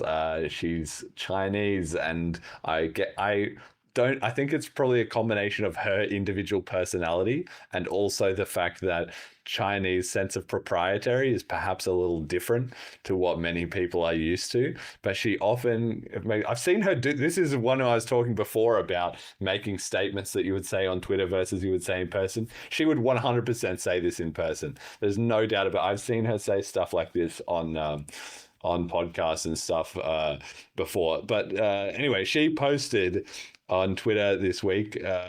Firstly, she had a screenshot of BCH USD with Bitcoin Cash at $383 plus 19%, $63 in the last 24 hours. So she posted the BCH price on the way up, and her comment was, quote, "Thank you, BCH. I can fuck my boyfriend at a fancy hotel tonight. Prayer hands, BCH, hashtag pump." End quote. So, Cindy, I'm very glad that you are enjoying a BCH pump. I think the whole community was certainly enjoying whenever BCH pumps, but everyone can enjoy it in their own way. And yeah, this cracked me up. This is one of those things when it comes across your timeline, you just instantly laugh. So that earned a repost from me. She also had some good follow-up comments for anyone recommended to follow Cindy just for the comedic value, you know. Pako, did this make you laugh? It made me cry. It was that good actually. The moment you sent me that photo, I was like, I was out of words like right now. It was amazing. Too good to know you found it. You know? Exactly. You can't fake that kind of thing. You can't. Sometimes something about humor just spontaneous and yeah. If you think about making a joke that good, you can't do it. You have to come with that on the spot. Yes, the organic meme magic. All right, message to the community. I guess you've watched the show before. It sounds like you know how it goes. Message to the community. It's your chance to just say whatever you think the BCH community needs to hear. What's it going to be? Well, I would say maybe some folks in the BCH community think the same things that they say to people in the BTC community, is that it's been almost 10 years after block size wars. Things have changed and they are constantly changing, and everyone should be open to more discussion, like this one, for example. I say that you should look more into what's happening on our side, and we should also look more on what's happening on your side. We are not the enemy anymore. You know, it's not a war anymore, and the people who are in Bitcoin right now is not the same generation that used to be either.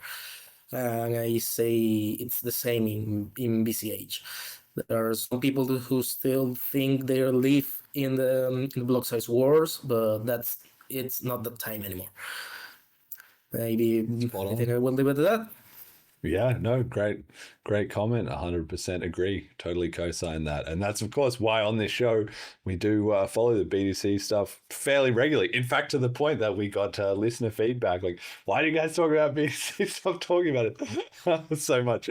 But I think it is related, our sibling chain over there who even if they might believe that they have the real Bitcoin. Well, they don't, but I'm glad that they can believe that. Like you said before, you know, your Bitcoin, just like you would say BCH is our Bitcoin. It makes complete sense to me. Okay. Big shout out to our FundMe contributors, Majamali Marcelo. Check out 2024.bcharg.com. That's already over, but I'm sure the videos will be going up soon, so it might be worth checking in on. Molecular, Erdogan Talk, the economics writer, BCH Audis, LFG, Cash Stamps, biggest soundboard for BCH we have. Keep up the great job, guys. Peter Wooler, I think that goals should be and can realistically be everyone simultaneously having on-chain funds. Milton Friedman, Emergent Reasons, stay grounded, stay awesome, P2P, electronic cash for the world. Yeah, beer. Try to get Flag Costia on one of these next episodes. Would be a great discussion as he's opening up. On that, actually, he did capitulate a bit. We got him with the... I don't know if we talked about this on the show before, but we finally said, like, please stop mocking me with this anything but BCH thread. And he added a BCH donation address. So I haven't been poking him as much since, because he did admit to that, but he really just needs to say, wait, I was wrong the whole time. But he's getting there. Big V in the Bitcoin Cash Tokyo gang, Bitcoin Cash Tokyo weekly meetup session community, HTTP, not HTTPS, http://bitcoincash.tokyo. And Bitcoin Jason, the legend, you are, I am, we are all Satoshi. Let's do our part. Thank you to our donators, our patrons, Ricky and HP, and our sponsors, General Protocols.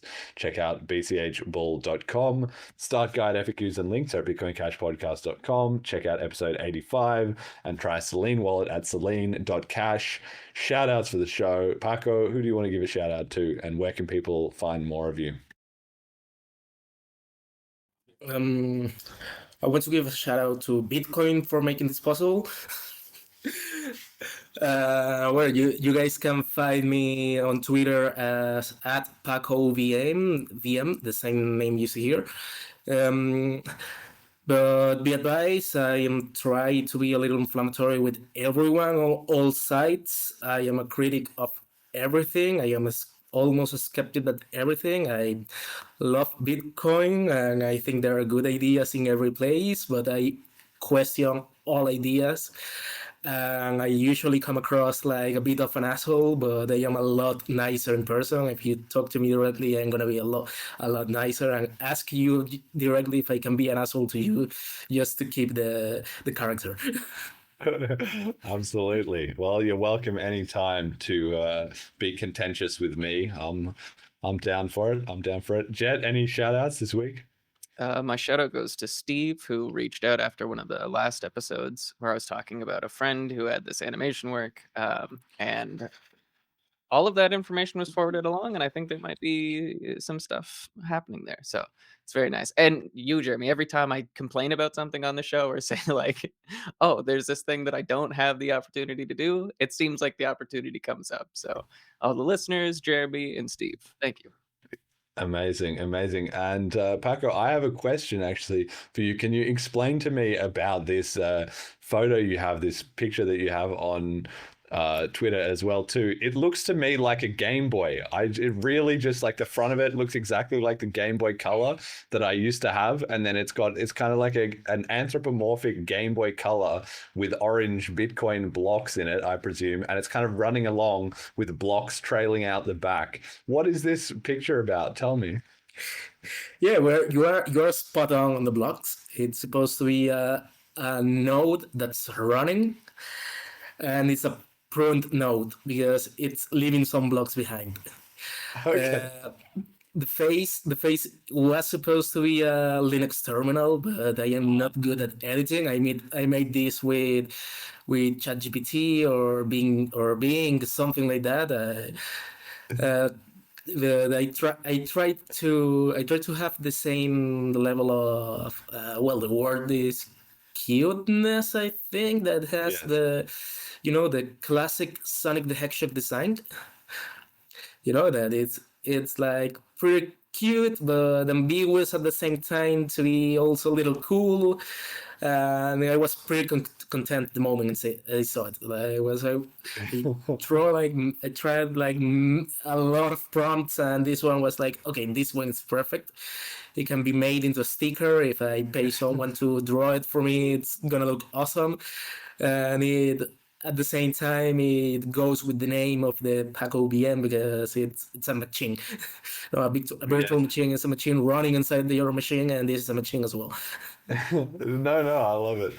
I love it. I always thought this was a very eye-catching design. So, okay, that's helped me to understand.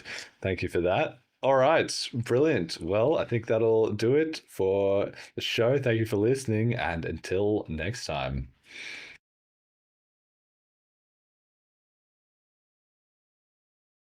Reports that more than 500,000 Iraqi children have died as a direct result of U.S. sanctions. It's not just theoretical, these are real people with real lives.